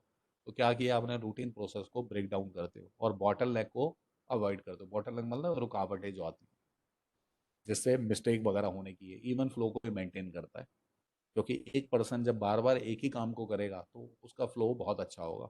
मान लेते हैं सिग्नेचर वेरीफाई करने के लिए एक पर्सन बैठा हुआ है, तो जो एक एक पर्सन बार बार सिग्नेचरों को वेरीफाई करेगा तो उसका इवन फ्लो हो जाएगा, अच्छा काम कर पाएगा, क्योंकि उसको एक्सपीरियंस गेन होगा over a period of time, and then he will perform better work. Fourth point is to reduce the minimum the possibility of fraud error. ये तो बहुत ही सिंपल है, जितनी बार आइटमें चेक होंगी फ्रॉड एरर कम हो जाएंगे। Next, checklist. आहा, चेकलिस्ट, चेकलिस्ट का क्या मतलब है? चेकलिस्ट का मतलब क्या होता है? जब भी हम कहीं जाते हैं, मान लेते हैं मार्केट गए या कहीं गए, तो हम एक चेकलिस्ट बनाते हैं अपनी। चेकलिस्ट में क्या करते हैं, ओहो हमें ये आइटम चेक करनी है, तो इट इज़ चेकलिस्ट। उसी तरीके से ऑडिटर भी जब ऑडिट करने जाएगा तो वो अपनी एक चेकलिस्ट बनाएगा। चेकलिस्ट का फायदा क्या होगा? It is a usually questionnaire set, questions होंगे इसके अंदर, और वो इम्पोर्टेंट एस्पेक्ट पे अटेंशन दी जाएगी उस चेकलिस्ट में। क्योंकि क्या होगा कि जब हम ऑडिट के लिए जाएंगे तो हम पहले से एक चेकलिस्ट बना के जाएंगे कि ओहो हमें इतने सारे पॉइंट चेक करने हैं वहाँ पे जाके। तो इन जितने भी इंपॉर्टेंट पॉइंट होंगे हम उसको नोट डाउन कर लेंगे और चेक करेंगे। अब मान लेते हैं हमने क्वेश्चंस, मान लेते हैं 10 क्वेश्चंस हम अपनी चेकलिस्ट में लिखे, तो पहले क्वेश्चन का आंसर अफर्मेटिव या नेगेटिव, मतलब मैंने जब गया चेक करने तो वहाँ पे हो सकता है येस में आंसर आ जाए या नो में आंसर आए कि ये चीज़ ऐसी है या नहीं है। यदि वो अफर्मेटिव आ जाता है तो सेटिस्फैक्टरी पोजीशन को बताएगा कि इंटरनल चेक गुड है, और इन केस आंसर नो है तो उसको फर्दर एग्जामिन करना पड़ता है, फर्दर हमें देखना पड़ता है। तो it is usually questionnaire set. इसके अंदर चेकलिस्ट के अंदर क्या होगा, कुछ क्वेश्चंस होंगे, वो इस तरीके से डिज़ाइन करने चाहिए कि यस आंसर का मतलब हो कि सेटिस्फैक्टरी पोजीशन, नो आंसर का मतलब नेगेटिव पोजीशन। ठीक है, क्योंकि एक ही क्वेश्चन को ना कई तरीके से डिज़ाइन किया जा सकता है। जैसे फॉर एग्जांपल मैं कहूँ कि जैसे नहीं में भी करते हैं कि वहाँ फ्रॉड, क्या वहाँ फ्रॉड नहीं है, तो मैं आंसर क्या लिखूंगा, यस फ्रॉड नहीं है। और मैं उसको दूसरे तरीके से भी फ्रेम कर सकता हूँ। तो आंसर इस तरीके से बनाना चाहिए कि यस और नो आंसर देने से काम चल जाए। वो कंफ्यूजिंग नहीं होने चाहिए ये जो क्वेश्चंस होते हैं, क्योंकि दुनिया में बहुत सारे ऐसे क्वेश्चंस होते हैं जिनका यस और नो में आप आंसर नहीं दे पाते। कोई क्वेश्चन बताएगा ऐसा कि जिसका यस और नो में आंसर नहीं दे सकते हम? कोई ऐसा क्वेश्चन है जिसका यस या नो में आंसर नहीं दे सकते? ये तो सकते हो, लेकिन आप फंस जाओगे उसको आंसर देने में। जैसे फॉर एग्जांपल मैं बोलता हूँ एक क्वेश्चन, वरुण से पूछ रहा हूँ मैं, वरुण का मानता हूँ कि जो हार्ट है वो स्ट्रांग है और वो मेरी इस बात को कंफर्टेबली लेगा, ऐसा मैं मान के चल रहा हूँ। मान लेते हैं मैंने वरुण से एक क्वेश्चन पूछा, वरुण कुमार से, कि वरुण क्या आप चोरी करना बंद करेंगे? ये सब बातें इमेजिनरी हैं, आप इसको अदरवाइज ना लें, केवल एक क्वेश्चन के रूप में लें। वरुण क्या आप चोरी करना बंद करोगे? अब वरुण से मैं पूछ रहा हूँ, तो वरुण कहेगा यस तो गया, नो बोलेगा तो गया, दोनों केस में। तो वरुण कुमार कह रहा है सर फंस गया। तो फंस तो जाओगे, क्वेश्चन ही ऐसा है, इसमें क्या है, क्या आप चोरी करना बंद करोगे? तो यदि आप यस बोलते हो तो पहले चोरी करते थे, बंद कर दोगे, और नो बोलते हो तो नहीं जी कितना बेकार लड़का है ये, नहीं जी ये पहले भी चोरी करता था अब भी करेगा। तो what is that, what is that? कुछ क्वेश्चन ऐसे होते हैं जिनका यस और नो में आंसर नहीं दिया जा सकता। इट्स बेटर कि क्वेश्चन ऐसे फ्रेम करें जिसका आंसर यस नो में दिया जाए, और यस का मतलब सेटिस्फैक्टरी पोजीशन हो। मीन्स आंसर यदि यस बोला गया तो अच्छा, वो इंडिकेट करे कि ऑर्गेनाइजेशन में अच्छा होगा, और नो आंसर का मतलब उसका फर्दर एग्जामिनेशन करना है, हमें फर्दर चेकिंग करनी है। दूसरा, no questionnaire can never be consider to be complete. Questionnaire कोई कंप्लीट नहीं होता, ये तो आपके ऊपर डिपेंड करता है, और हो सके तो जितनी ज़्यादा उसको कॉम्प्रहेंसिव बनाना, जितनी चीज़ें कवर कर सको। तो it is all about checklist. Now next, internal control questionnaire. Evolution of internal control system is a great concern to both statutory internal auditor. जब हम कहीं पे भी जाते हैं तो इंटरनल कोई भी ऑडिटर हो, चाहे वो इंटरनल ऑडिटर हो या स्टैट्यूटरी ऑडिटर हो, दोनों के लिए बड़ा इंपॉर्टेंट है क्या, कि सबसे पहले वो इंटरनल कंट्रोल को चेक करते हैं। क्यों? क्योंकि जब भी हम किसी कंपनी के अंदर जाते हैं ऑडिट के लिए, तो सबसे पहले हम चेक क्या करते हैं, ऑडिट करने जब हम जाते हैं सबसे पहले देखते ही यही है कि वहाँ का इंटरनल कंट्रोल कैसा, बाकी काम तो बात किया है। तो सबसे पहले हम गए, हमने देखा कि इंटरनल कंट्रोल सिस्टम कैसा है। तो ये चाहे वो इंटरनल ऑडिटर हो या स्टैट्यूटरी ऑडिटर हो, दोनों के लिए इंपॉर्टेंट है। तो ये क्या करता है ऑपरेशन के बारे में, यदि इंटरनल कंट्रोल सिस्टम को आप देखोगे तो ऑपरेशन सिस्टम के बारे में क्लियर इंसाइट देगा, मीन्स क्लियरली बताएगा कि वहाँ पे ऑपरेशंस कैसे हो रहे हैं। उसके जो वीकनेस जो होती हैं उसको स्पॉट आउट कर देगा, मीन्स अलग करके बता देगा कि इस सिस्टम के अंदर ये कमी है, चाहे वो फाइनेंशियल एरिया में है, चाहे वो ऑपरेशनल एरिया में। अब इसको एवेलुएट करने के लिए हमें क्वेश्चन बनाना पड़ता है। अब ये हमने कहा ना कि एवेल्यूएशन करना पड़ता है इंटरनल कंट्रोल सिस्टम का, कोई भी ऑडिटर हो। अब एवेलुएट करने के लिए मुझे एक क्वेश्चनेयर बनाना पड़ेगा। क्वेश्चन मतलब क्या कि मान लो एक मतलब नंबर ऑफ क्वेश्चंस पूछ रहे हैं आपसे। जैसे एक पेपर फॉर्म में 2-3 पेज का मैंने क्वेश्चनेयर बना दिया, उसके अंदर बहुत सारे मान लेते हैं 20-25 क्वेश्चन है या 40 क्वेश्चन है, जिसका यस नो में एम्प्लॉय को आंसर देना है। कौन देगा? मैं ऑडिटर हूँ। फ्रेम कौन करेगा? मैं करूँगा। मैं किसको दूंगा? ऑर्गेनाइजेशन में दे दूंगा और कहूँगा कि अब अपने एम्प्लॉयज़ को ये दे दो और उनका आंसर मेरे को लेकर मुझे भेजें। तो ये जो क्वेश्चनर है ये लिस्ट है systematic and logically prepared questions की। बड़ा इंटरेस्टिंग है ये, सिस्टमैटिक एंड लॉजिकली। कई बार क्या होता है आप इलॉजिकल ही प्रिपेयर कर देते हो अपने क्वेश्चनर को। कैसे? फॉर एग्जांपल मान लेते हैं वरुण वरुण को ही पकड़ूंगा अभी मैं फिर से, क्योंकि वरुण से मेरी एक बारी फ़ोन पे बात हुई है तो उससे मैं कंफर्टेबल हूँ। तो वरुण को मैंने कहा बेटा एक काम करो, तुम जाके सर्वे करके लाओ। ठीक है। सर्वे में मैंने उसको कहा कि अपने हिसाब से क्वेश्चनेयर बना लेना। अब वरुण गया। अब वो घर में गया तो जैसे ही उसने बेल बजाई वहां से एक मैडम निकली। उन्होंने उनसे पूछा, इन्होंने क्वेश्चन कहा कि जी मैं एक ऑर्गेनाइजेशन से आया हूँ, हम सर्वे कर रहे हैं। अब उसने सर्वे का क्वेश्चन पूछा, आप जरा ध्यान से सुनना उन्होंने क्वेश्चन क्या पूछा। उन्होंने कहा मैडम आपके कितने बच्चे हैं, आपके चाइल्ड कितने हैं? उन्होंने बोला 2 मेरे चिल्ड्रन हैं। सेकंड, अब वरुण जो क्वेश्चन पूछ रहा है वो ये है, madam are you married? Madam आपकी शादी हुई है? ये सेकंड क्वेश्चन पूछा। तो it is not a logical prepared question है। ये इलॉजिकल हुआ। क्यों? क्योंकि पहला क्वेश्चन ये होना चाहिए था, मैडम आपकी शादी हुई है, देन ये क्वेश्चन आता कि मैडम आपके बच्चे की। तो क्या कहना चाह रहा हूँ कि ऑर्गेनाइजेशन में जब हम जाएंगे तो ये इस बात का ध्यान रखना, क्वेश्चन लॉजिकल पूछना, जो रेलेवेंट हो, सिस्टमैटिक ऑर्डर में हो, ये थोड़ा ध्यान रखना। ठीक है। और जब आप इन क्वेश्चन के आंसर मिलेंगे तो आपको पता चलेगा कि इफेक्टिवनेस कैसी है इंटरनल कंट्रोल सिस्टम की। और ये जो क्वेश्चनर है उसका रिप्लाई कौन देगा? वहाँ के ऑफिशियल्स देंगे, उस डिपार्टमेंट और डिवीजन के जो भी कंसर्न डिपार्टमेंट का आपने क्वेश्चनर बनाया है। अब आते हैं लास्ट इसके पैराग्राफ पे, statutory auditor will submit to the organisation a complete questionnaire. जो स्टैट्यूटरी ऑडिटर होगा एक क्वेश्चनर बनाएगा, वो ऑर्गेनाइजेशन को देगा, वो अपने ऑफिशियल्स को सर्कुलेट करेंगे और फिर वो देखेगा। उसके बाद ये क्वेश्चनर के रिप्लाई को असेस करेगा, फिर वो टेस्ट चेक करेगा या इंटर डेप्थ चेकिंग करेगा। इस बात पे डिपेंड करेगा कि वहाँ से आंसर कैसे मिले। मान लेते हैं क्वेश्चनर मैंने दिया और उसके आंसर्स सभी एम्प्लॉयज़ के मेरे पास आ गए, 30 एम्प्लॉय थे वहाँ पे, 30 के 30 एम्प्लॉय का मेरे को क्वेश्चनर का रिप्लाई आ गया। अब मैं क्या करूँगा? अब मैं उनको रिप्लाई को पढ़ूंगा, पढ़ने के बाद मैं ये देखूंगा कि अब मुझे टेस्ट चेकिंग करनी है या डिटेल में चेकिंग करनी है, यानी सैंपल बेस पे काम चल जाएगा या डेप्थ में चेकिंग करनी पड़ेगी। इन केस यदि नेगेटिव रिप्लाई ज़्यादा आए तो नेचुरल सी बात है, मुझे ज़्यादा चेकिंग करनी पड़ेगी और मेरी जो रिपोर्ट होगी वो भी नेगेटिव क्वालिफाई रिपोर्ट जाएगी। क्वालिफाई आप समझते हैं, क्वालिफाई का मीन्स जो कि अच्छी रिपोर्ट नहीं होती। ये अभी थोड़ी देर में ये टॉपिक आ जाएगा, ये शायद नहीं, आज तो नहीं आएगा। क्वालिफाई में याद होगा एक मैंने बताया था 4 तरीके की रिपोर्ट है, there are 4 type of audit report. Number 1 unqualified, qualified, negative और डिस्क्लेमर ऑफ ओपिनियन।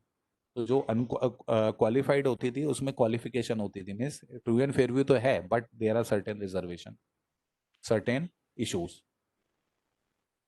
ठीक है। तो अब मैं इस पूरे को सम अप करूं कि एक ऑडिटर जब जाएगा इंटरनल क्वेश्चनेयर बनाएगा, वो सही ढंग से लॉजिकल ऑर्डर में बनाना है, एम्प्लॉयज़ को देना है, उसके रिप्लाई आएंगे। जो यदि नेगेटिव रिप्लाई ज़्यादा आए तो आपकी चेकिंग ज़्यादा हो जाएगी और आपको अपनी रिपोर्ट के अंदर क्वालिफाई भी करनी है रिपोर्ट यदि नेगेटिव रिप्लाई ज़्यादा है।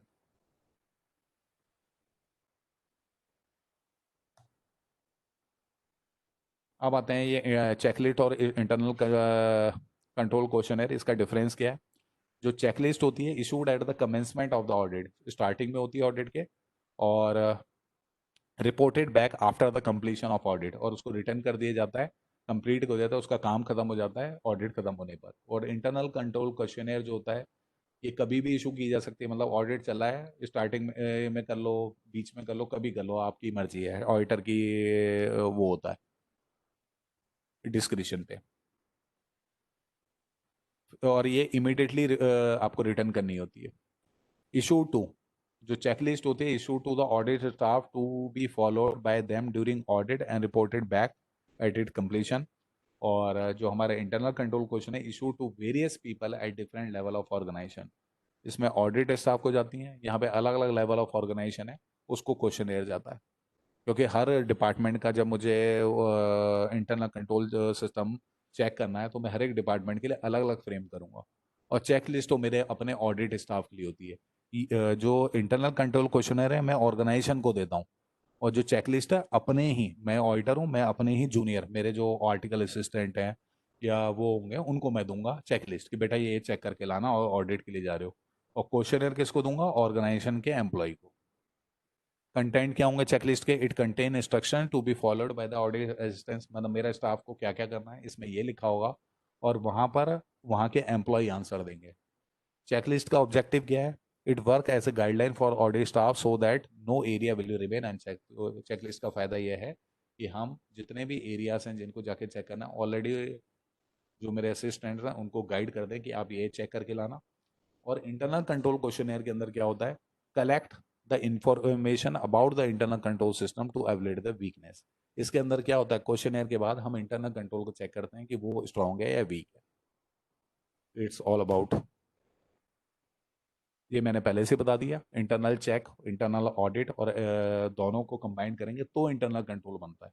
कमाल की चीज़ ये है कि इंटरनल ऑडिट भी इंटरनल कंट्रोल का पार्ट है। कैसे? आपने इंटरनल चेक लगाया, तो उसको चेक करने के, इंटरनल चेक को भी चेक करने के लिए ऑडिट करोगे कि हाँ जी चेक सही से काम कर रहा है नहीं कर रहा। ये दोनों चीज़ें होंगी तो कंट्रोल माना जाएगा। अब इसका डिफरेंस है, थोड़ा सा इस डिफरेंस को हल्का फुल्का देख लें। सबसे पहले डिफरेंस के अंदर क्या चीज़ आती है? मीनिंग है, कंटिन्यूस क्रिटिकल एवोल्यूशन है। इसमें क्या होता है? कंटिन्यूस क्रिटिकल एवोल्यूशन होता है।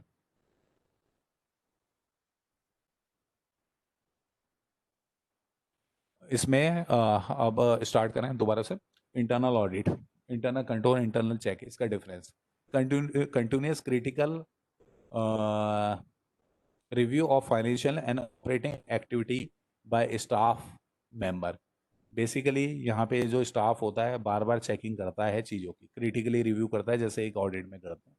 यहाँ पे क्या होता है? यहाँ पे कुछ मेथड एंड प्रोसीजर फॉलो किए जाते हैं, consistent assist in efficient conduct of business includes internal check and internal audit. मेरे ख्याल है ये आप खुद कर लोगे, मैं इसमें टाइम ना खराब करूँ। ऑलरेडी ये वाली जो स्लाइड है वो आप खुद करना, क्योंकि इसमें बाई चांस यदि कोई डिफिकल्टी आए तो आप मेरे से पूछ सकते हो, कोई इशू नहीं है, क्योंकि जो ऑलरेडी मैंने करा दिया है या कराने वाला हूँ उसी की समरी है ये बेसिकली। तो बार बार रिपीटिशन क्या करें उन चीज़ों का। तो इसको मैं थोड़ा सा स्किप कर रहा हूँ इस स्लाइड को, और नेक्स्ट स्लाइड पे चलते हैं। डिफरेंस बिटवीन, अच्छा ये करा देता हूँ आपको।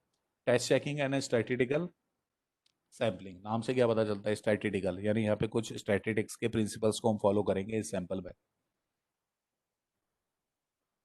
सिद्धार्थ ने पूछा मेरे से कि ये पीपीटी आपको मैं आज ही दे दूंगा, ऐसा नाइट तक दे दूंगा। थोड़ा सा इसमें क्या है ना, एक्चुअली में क्या है कि जो लास्ट की स्लाइड है उसको थोड़ा मुझे अपडेट करना है। बेसिकली मैंने आज की क्लास को अलग नहीं किया हुआ, ये टोटल जो 6 स्टडी है नेक्स्ट वीक ले लेना सबसे बेस्ट है। सब कुछ मैं इसमें ठीक ठाक करके दे दूंगा। इवन हो सका, पॉसिबल हुआ तो मैं पास्ट ईयर के आरटीपी और क्वेश्चन पेपर, वर्कबुक, सबका मिक्सचर दे दूंगा, यहीं पे लिख दूंगा जी हाँ जी कहाँ कहाँ क्वेश्चंस पूछे गए एग्जाम में। तो इसको ये टाइम कंज्यूमिंग जॉब है, ये पीपीटी बनाने में भी टाइम लगता है। तो थोड़ा सा आप ध्यान रखना कि ये टाइम कंज्यूमिंग है, लेकिन थोड़ा सा अच्छा काम आएगा यदि आप थोड़ा पेशेंस रखेंगे तो वेट कर लो थोड़े दिन और, क्योंकि अभी अभी एग्जाम को टाइम है, अभी समझ लो। बाकी जो मॉड्यूल है उसी से ही कॉपी पेस्ट होती है। बेसिकली मैंने क्यों मॉड्यूल्स को फॉलो अप किया हुआ है? 90 परसेंट इसमें जो चीज़ें होंगी बिल्कुल मॉड्यूल से मैचिंग होंगी। वाई? क्योंकि कोई भी चीज़ होती है वो मॉड्यूल बेस्ड ही होनी चाहिए। जिस भी इंस्टीट्यूट की हम स्टडी करते हैं उसी इंस्टीट्यूट के मॉड्यूल को फॉलो करना चाहिए। और मैं एश्योर करता हूँ तुम्हें कि इन केस यदि ये जो पीपीटी है या मेरे नोट्स हैं या इंस्टीट्यूट का मॉड्यूल है कुछ भी है एक्सपर्ट है सब एक मैचिंग ही है, आप उसको फॉलो करोगे तो you will get at least 90%, 90% marks in examination. यानी 50 मार्क्स का यदि ऑडिट है तो 40-45 आराम से आ जाएंगे। It is not a surprise. लोगों के आते हैं, डोंट वरी, आते हैं। ठीक है जी, आगे चलें। जितना मैंने इसमें दे दूं ना पीपीटी में या अपने नोट्स में, उससे ज़्यादा करने की जरूरत ही नहीं है। वो सब मॉड्यूल का ही समरी है और कुछ नहीं है। ठीक है, चलते हैं आगे। Difference between test checking and statical sampling. सबसे पहले हम बात करें टेस्ट चेकिंग स्टैटिस्टिकल सैम्पलिंग की। सबसे पहला है selection, selective transaction. Test checking में क्या होता है, सिलेक्टिव ट्रांजैक्शन चेक होती है। इसके अंदर भी सिलेक्टिव होता है, सैंपल चूज करते हैं, बट उस जो सैंपल ड्रॉ करते हैं वो लार्ज नंबर ऑफ ट्रांजैक्शन में से हम सैंपल ड्रॉ करते हैं। जैसे मान लेते हैं कि आइटम है, वैसे तो स्टैटिकल सैम्पलिंग में भी बहुत कुछ होता है। जैसे स्ट्राटा बनाते हैं, ग्रुपिंग कर देते हैं। जैसे चलो थोड़ा बहुत मैं बताता हूँ क्योंकि एक्चुअली में इंटर लेवल पे इतना है नहीं, क्योंकि ये सीए फाइनल या फिर कहीं उसमें जाएं तो वहाँ पर डिटेल में है चीज़ें। ये सब जो भी मैं कराता हूँ उसको मैं शॉर्टकट में ही कराता हूँ, क्योंकि एक तो लिमिटेशन ऑफ टाइम भी है और दूसरा एक प्रॉब्लम और भी रहती है कि आपके एग्जाम में वो उतना रेलेवेंट भी नहीं है। बट फॉर नॉलेज से एक बहुत कुछ है ऑडिट में, बहुत कुछ जिसको मुझे स्किप करना पड़ता है मजबूरी में, क्योंकि एक एक चीज़ को बहुत डिटेल में कराएंगे तो it will be very time consuming. तो उतना ही कराया जाता है जितना जो हमें नंबर ऑफ क्लासेज इंस्टीट्यूट से अलॉट हुई उसमें पूरा भी हो जाए और आपका मैक्सिमम पार्ट कवर हो जाए। चलिए फटाफट देखें इसको। टेस्ट चेकिंग है ना, सिलेक्टेड ट्रांजेक्शन चेक होते हैं। स्टैटिकल में हम क्या करते हैं, सैंपल ड्रॉ करते हैं from large number of population में। जैसे फॉर एग्जांपल तरीका क्या होता है सैम्पलिंग का।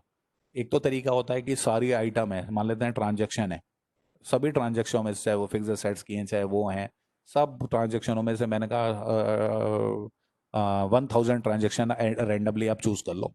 तो ये मैंने कहा, अब ये मैंने कह दिया, लेकिन क्या है कि इससे सही से एनालिसिस नहीं हो पाती। तो हम क्या करते हैं, ग्रुप बनाते हैं पहले। ग्रुप क्या बनाएंगे कि जो आइटम्स होंगी उनको थोड़ा सा डिवीजन करेंगे, उसके अंदर आइटमों को बांट देंगे ग्रुप्स के अंदर। जो सिमिलर नेचर की ट्रांजेक्शन है उनको एक ग्रुप में डाल दिया, ऐसे ग्रुप बना लिया और हर एक ग्रुप में से कोई ट्रांजेक्शन लेंगे। It is called strata. तो ये स्टैटिकल सैम्पलिंग होती है। टेस्ट चेकिंग में ऑडिटर अपनी मर्जी से करता है। स्टैटिस्टिकल टेक्निक में स्टैटिकल टूल इस्तेमाल होते हैं। Statistical tool in the sense कि जो स्टैटिकल टूल है, जैसे रैंडम नंबर टेबल है वगैरह वगैरह, वो इस्तेमाल हो। चलो इतना जरूरी नहीं है, बस इतना ही बताऊं कि स्टैटिस्टिकल सैम्पलिंग के अंदर आप स्टैटिस्टिक्स के जो मेथड्स टूल्स अवेलेबल हैं हम उसको यूज करते हैं। और टेस्ट चेकिंग ऑडिटर अपनी मर्जी से कुछ चीजें करता है। तो सिलेक्शन की बात करें, ये सिलेक्टिव ट्रांजेक्शन चूज होंगे। इसमें लार्ज नंबर एक सैंपल निकाला जाएगा लार्ज पॉपुलेशन में से। टेक्निक क्या यूज होगी, नो स्पेसिफिक टेक्निक, तो ये मर्जी है, में कोई टेक्निक ही नहीं है। इसमें स्टैटिकल, ये सब्जेक्ट है टेस्ट चेकिंग। क्यों? क्योंकि ऑडिटर के ऊपर डिपेंड करता है। ये स्टैटिकल टेक्निक है, मतलब इसके अंदर ऑडिटर की मर्जी नहीं है। स्टैटिक्स के अंदर टूल्स हैं, उन्हीं को इस्तेमाल करके आप करोगे। Risk and method, common sense से आप बता सकते हो टेस्ट चेकिंग के अंदर रिस्क ज़्यादा होगा। क्यों? क्योंकि ऑडिटर की मर्जी के ऊपर है और इसका कोई स्पेसिफिक मेथड नहीं है। मेथड क्यों नहीं है? क्योंकि ऑडिटर को जैसा ठीक लगता है वैसे सैंपल ले। और स्टैटिकल सैम्पलिंग जो होता है कम रिस्की है। क्यों? क्योंकि जो स्टैटिक्स के प्रिंसिपल हैं वो भेदभाव नहीं करते, वो बाइफरकेट नहीं करते। वो कभी तो सुना है मैथमेटिक्स ने भेदभाव कर दिया, बायस्ड हो गया वो? नहीं, ऐसा नहीं होता। तो आइए कट ऑफ प्रोसीजर के ऊपर बात करें। कट ऑफ प्रोसीजर बहुत इजी है। बहुत इजी का मतलब क्या है, इसमें क्या होता है, ट्रांजैक्शन को बाइफरकेट किया जाता है। जो इस पीरियड की आइटम है वो इस पीरियड में, जो सेकंड की है वो दूसरे पीरियड में डाल दो। सिंपल सी बात। इस पीरियड तक के सीरियल नंबर के वाउचर इस पीरियड में लेने हैं, इसके बाद वाले इस पीरियड में लेने हैं। तो जहां हम बाइफरकेट करते हैं, period usually matching with calendar month. तुमने देखा होगा जो हमारी पेमेंट है, चलो एक एग्जांपल लेता हूँ पहले फिर ये समझाऊंगा। अच्छा, जो हमारी पेमेंट होती है, पेमेंट जनरली तुमने देखा कैलेंडर मंथों के हिसाब से आती है। इलेक्ट्रिसिटी का बिल है, वाटर का बिल है, फ़ोन की पेमेंट है, जैसे आजकल प्रीपेड यदि कनेक्शन लेते हो तो 3 मंथ्स का भी आप कनेक्शन ले सकते हो, 3 मंथ्स की आप प्रीपेड कर देते हो। तो तुमने देखा होगा कि हमारी अकाउंटिंग के अंदर कुछ प्रीपेड और कुछ आउटस्टैंडिंग इसकी एंट्री आती हैं। तो ये जो एंट्रियां आती हैं, ये है क्या? बेसिकली ये कट ऑफ प्रोसीजर की वजह से आती है। कट ऑफ प्रोसीजर होता है, उसकी वजह से मीन्स कि वी आर कटिंग समथिंग। जैसे मान लेते हैं पे इस साल की है लेकिन है अगले साल का, तो हटा दो यहाँ से इस साल से। मीन्स यदि मैं अकाउंटिंग कर रहा हूँ 1 मार्च 2020 से लेकर 1 अप्रैल 2020 से लेकर 31 मार्च 2021 तक, यदि ये मेरा अकाउंटिंग ईयर है, तो इसके अंदर से प्रीपेड की एडजस्टमेंट करके और आउटस्टैंडिंग की एडजस्टमेंट करके हम उसको उस साल से निकालते हैं। क्यों? क्योंकि हम उस साल का ही ट्रांजैक्शन लेना चाहते हैं, यानी एक पर्टिकुलर ईयर की ही ट्रांजैक्शनों को लेंगे, चाहे वो रिसीव हुई हैं या नहीं हुई, या पे हुई हैं या नहीं हुई। उस साल का है एक्सपेंस है तो उस साल बुक कर दो, उस साल का रेवेन्यू है तो उस साल बुक कर दो, चाहे आपने पे किया है या रिसीव किया है नहीं किया है, इससे कोई फर्क नहीं पड़ता। तो कट ऑफ प्रोसीजर क्या आता है? बेसिकली एडजस्टमेंट करवाता है अकाउंट पेबल और अकाउंट रिसीवेबल की। क्वेश्चन इज, अब एक क्वेश्चन पूछ रहा हूँ, व्हाट इज अकाउंट रिसीवेबल? कोई मुझे बताएगा ये अकाउंट पेबल क्या है और अकाउंट रिसीवेबल क्या होता है?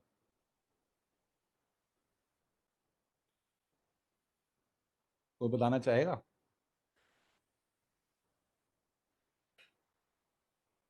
व्हाट इज अकाउंट रिसीवेबल बताइए।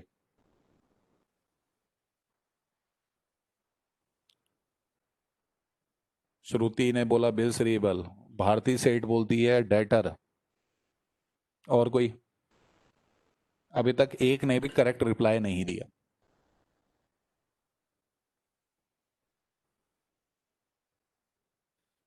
बेटा अकाउंट रिसीवेबल का मतलब होता है डेटर प्लस बी आर, दोनों एक साथ। इंडिविजुअली डेटर या बी आर कहोगे अलग अलग, लेकिन जब हम अकाउंट रिसीवेबल बोलते हैं it means debtor plus B R. ठीक है जी, डेटर प्लस बी आर इकट्ठा करोगे तो अकाउंट रिसीवेबल बनता है। इसी तरीके अकाउंट पेबल क्या होता है? Creditor plus BP, bills payable, दोनों को इकट्ठा करोगे तो बिल्स पेबल बनता है। चलिए, तो हम बात कर रहे थे कट ऑफ प्रोसीजर की, तो इसमें क्या है, ये इस्तेमाल होता है अकाउंटिंग पेबल में, अकाउंट रिसीवेबल में। तो इसकी डेफिनेशन देखें। Period usually matching with the calendar month, payment होती है हमारी कैलेंडर मंथ के हिसाब से होती है, which lead to need of specific demarcation between the transaction forming the part of one period from the those included in the following period. वो कहता है इसलिए क्योंकि कैलेंडर मंथ फॉलो होते हैं कई जगह हम फाइनेंशियल ईयर फॉलो करते हैं। तो इसी रीजन के कारण हमें चीज़ों को थोड़ा अलग अलग करना पड़ता है, यानी प्रीपेड आइटम और आउटस्टैंडिंग को अलग अलग करना पड़ता है।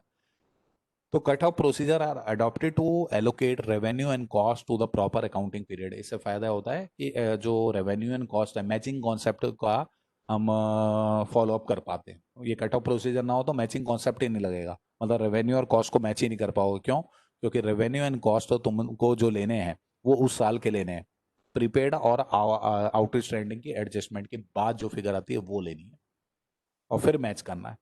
तो इसलिए कट ऑफ प्रोसीजर को लगाया जाता है। अब आता है कट ऑफ पॉइंट कैसे डिसाइड करते हैं। आप क्या करते हो, मान लेते हैं इनवॉइसेज हैं सेल परचेज के, वो सीरियली नंबर होंगे, तो हम कहेंगे कि इस तारीख तक के जो सेल के बिल हैं वो यहाँ आएंगे, ये इस सीरियल नंबर के जो बिल हैं वो इसमें आएंगे, और इस सीरियल नंबर के नेक्स्ट वाले में आएंगे। और इसकी इंपॉर्टेंस क्या होती है? Cut off procedure required detail testing by the auditor so as to ensure proper accounting of assets and liability. वो कहता है कट ऑफ प्रोसीजर से फायदा ये होता है कि आपकी अकाउंटिंग ठीक हो जाती है, अकाउंटिंग असेट्स एंड लायबिलिटी सही से रिफ्लेक्ट होती है। क्यों? क्योंकि तुमने देखा होगा कि बैलेंस शीट जब हम बनाते हैं तो असेट्स एंड लायबिलिटी के अंदर प्रीपेड और आउटस्टैंडिंग के एडजस्टमेंट करते हैं, पीएनएल में तो करते ही करते हैं, बैलेंस शीट में भी करते हैं। ठीक है साहब? तो it is all about cut off procedure.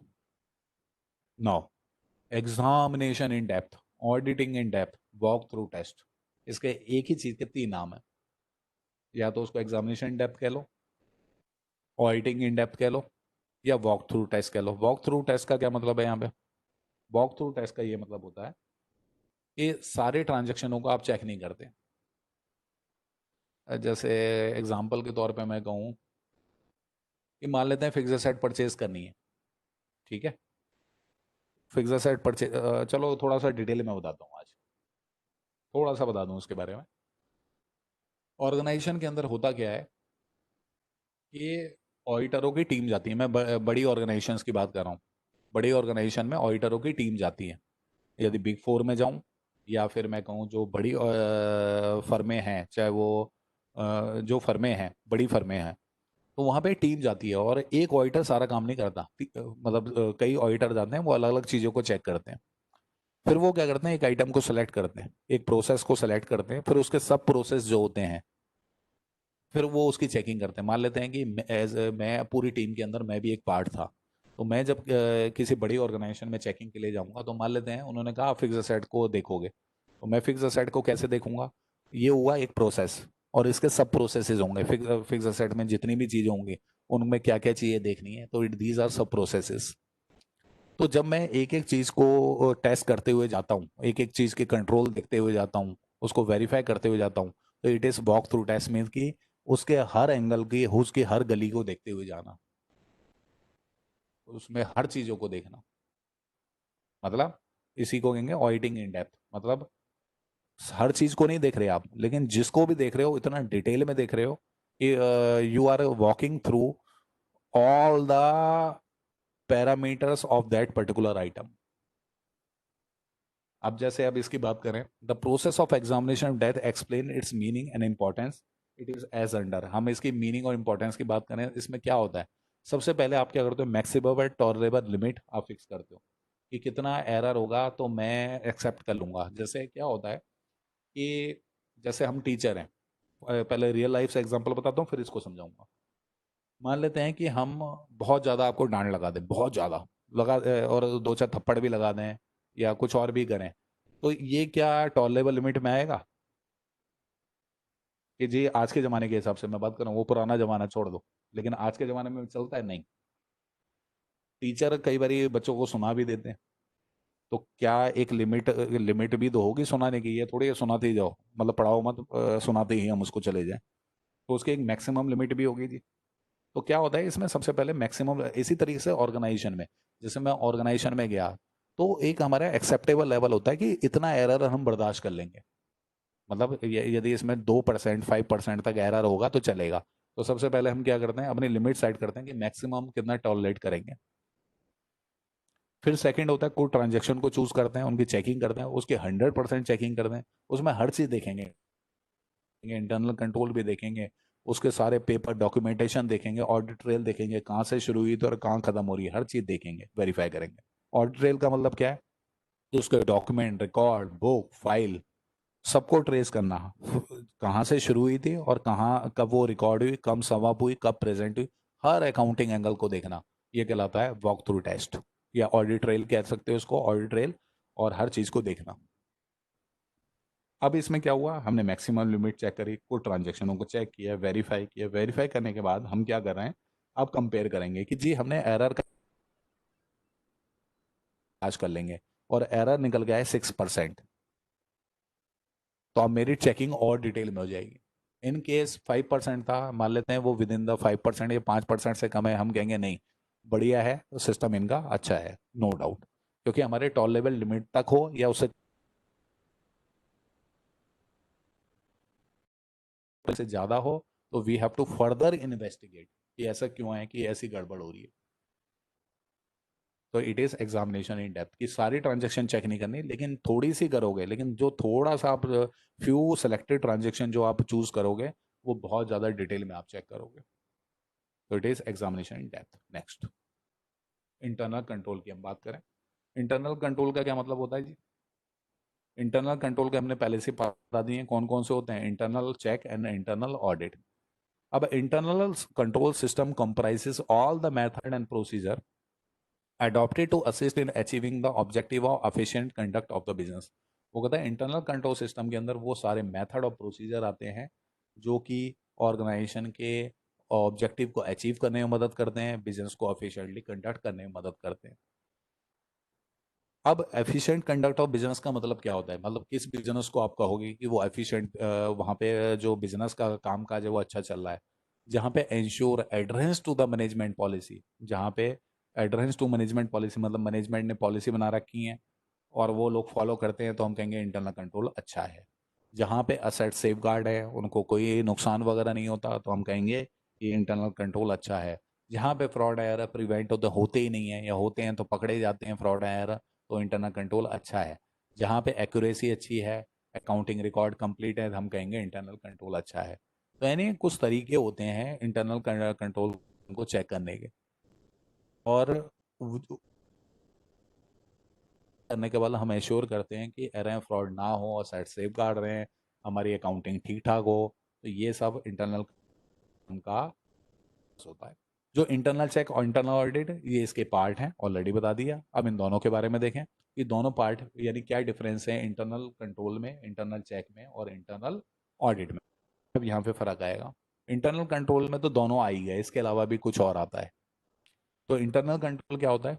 It refers to the process that designed for the helping the organisation to accomplish the goal and objective through the people of the organisation and the IT system. Internal process है।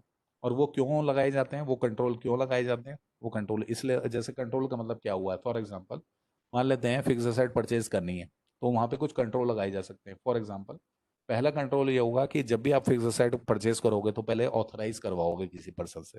अभी खाली मैं internal control की बात कर रहा हूँ कि आप किसी ना किसी पर्सन से पहले उसको ऑथराइज कराओगे कि फिक्स एसेट। ये नहीं कि ऑर्गेनाइजेशन में एम्प्लॉयज ने बोला कि ये एसेट चाहिए तो तुरंत आ गई, नहीं। पहले वो पूछा जाएगा, अप्रूव कराया जाएगा कि रियली में रिक्वायरमेंट है भी या नहीं है। दूसरा कंट्रोल ये है कि जब भी आप परचेज करने जाएंगे तो आप कोटेशन मंगाएंगे। कोटेशन मंगाएंगे डिफरेंट डिफरेंट जो वेंडर होंगे उनसे आप कोटेशन मंगाएंगे। कोटेशन आने के बाद आपके प्रोडक्ट की स्पेसिफिकेशन को मीट उसके हिसाब से, जैसे आपकी जो स्पेसिफिकेशन मीन्स कि आपको इस क्वालिटी का प्रोडक्ट चाहिए, तो उसके हिसाब से जो लीस्ट पैसा दे रहा होगा हम उसको सेलेक्ट करेंगे। उसको सेलेक्ट करने के बाद ये हमारा प्रोसेस है। मतलब मैं क्या कर रहा हूँ, ये कंट्रोल लगे हुए हैं ऑलरेडी। और हर बार ये ध्यान रखना कि जिनकी कॉस्टिंग आप बहुत पढ़ते हो, लेकिन जरा कॉस्टिंग के अंदर दो चार चीजें बताइए। क्या कॉस्ट, कोई भी प्रोडक्ट हम इसलिए सेलेक्ट कर लेंगे कि वो मिनिमम अमाउंट का होता है? नहीं जी नहीं, हम क्वालिटी देखेंगे। जैसे मैं कहता हूँ एबीसी 3 वेंडर हैं, एबीसी 3 लोग हैं जो मुझे वो मशीन सप्लाई कर सकते हैं, या कोई रॉ मटेरियल है वो मुझे सप्लाई करते हैं। अब वो 3 वेंडर हैं एबीसी, तो मैं किस वेंडर से लूंगा? पहली चीज मैं देखूंगा कॉस्ट, नो डाउट कॉस्ट को तो मैं देखूंगा ही देखूंगा कि जो सस्ता दे रहा होगा वो लूंगा लेकिन फिर ये भी देखूंगा क्या वो उस क्वालिटी का दे भी रहा है जो जो मुझे चाहिए। और फिर सस्ता दे रहा है तो मैं लूंगा। और तीसरा ये भी देखूंगा कि वो जो रॉ मटेरियल मुझे दे रहा है क्या रेगुलरली सप्लाई भी करेगा। क्योंकि कई बार क्या होता है, आदमी सस्ता तो दे देता है लेकिन उसके पास इतना मैं कहूँगा कि उसका कैपेसिटी इतनी नहीं होती कि वो मेरी जो रॉ मटेरियल है उसको प्रॉपर वे में कंटिन्यूसली सप्लाई कर पाए। तो ये चीज़ें देखनी पड़ती हैं, इतना आसान नहीं है। मतलब कि एक डिसीजन ले लो जी, कॉस्टिंग देखी, जिसकी कॉस्ट कम है सेलेक्टेड, कॉस्ट ज़्यादा आ रही है रिजेक्टेड। कई बार कॉस्ट ज़्यादा होती है still we are selecting, why? Because of its reputation, because he will supply continuously. तो बहुत कुछ है, मतलब यदि इसको बहुत डिटेल में आप पढ़ोगे तो बहुत कुछ है इसमें। तो हम अब शॉर्टकट में फिर से आ जाएं, तो इंटरनल कंट्रोल जो होता है वो प्रोसेस होता है। वो क्या करता है कि उसमें हम कंट्रोल को चेक करते हैं कि ये जितने भी कंट्रोल लगे हुए हैं क्या ऑर्गेनाइजेशन के जो ऑब्जेक्टिव थे, उस कंट्रोल को लगाने के जो ऑब्जेक्टिव थे उसको मीट आउट कर रहे हैं नहीं हो रहे। और कैसे करोगे? लोगों के द्वारा करोगे। कंट्रोल कैसे होगा? लोग करेंगे, मशीन के कंट्रोल की बात नहीं है यहाँ पे। यहाँ किसकी बात है? लोग करेंगे उसको कंट्रोल, किसको? ऑर्गेनाइजेशन में और आईटी सिस्टम को यूज करके। तो this is all about internal control. Last और इंटरनल ऑडिट। ऑडिट का मतलब क्या होता है? इसमें हम बेस होते हैं कि हम अपने ऑब्जेक्टिव को बेटर और कैसे कर सकते हैं। ऑडिट का पर्पस क्या है कि जो ऑलरेडी कंट्रोल लगे हुए हैं वो सही से काम कर रहे हैं नहीं कर रहे हैं, उसमें वीकनेसेस तो नहीं है। वीकनेसेस हैं तो वो कैसे रिमूव की जाए, और यदि वीकनेस नहीं भी है, मान लो जो सोचा था स्टैंडर्ड जो था वही एक्चुअल है, तो still there is a scope कि हम उसको और बेटर कैसे करें। तो इंटरनल ऑडिट ये काम करता है। तो इंटरनल कंट्रोल सिस्टम जो है उसको दो पार्ट में, इंटरनल कंट्रोल और इंटरनल ऑडिट, इन सब में डिवाइड किया हुआ है। आगे चलें। Essential of internal control system, what are the efficient internal control system should provide. वो कहता है कि यदि एक अच्छा इंटरनल कंट्रोल सिस्टम है तो वो हमें क्या क्या चीज़ें सप्लाई करना चाहिए। तो वो जरा हम देखें। सबसे पहले डिवीजन ऑफ फंक्शनल रिस्पॉन्सिबिलिटी, यानी ड्यूटीज को हम बांट देंगे।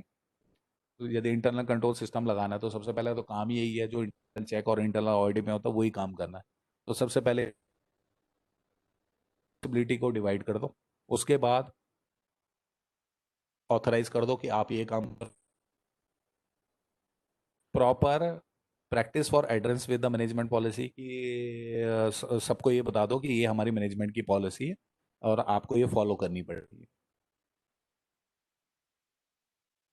और transaction before they are, transaction को आप लास्ट में जब रिकॉर्ड करने जाओगे तो भैया 3-4 बारी उसको चेक कर लेना, प्रॉपरली रिव्यू कर लेना, ऑथराइजेशन वगैरह चेक कर लेना। ऐसा ना हो कि अनऑथराइज ट्रांजेक्शन एंटर हो जाए और जो आइटम एंटर हो रही है ऑथराइज तो है लेकिन वो गलत तरीके से हो रही हो, जैसी है वैसी रिकॉर्ड ना हो, तो रिव्यू भी कर लेना।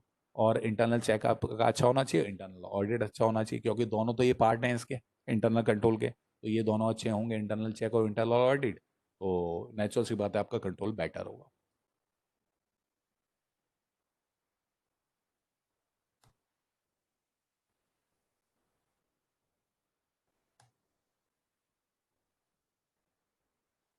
इंटरनल कंट्रोल जो है उसके ऑब्जेक्टिव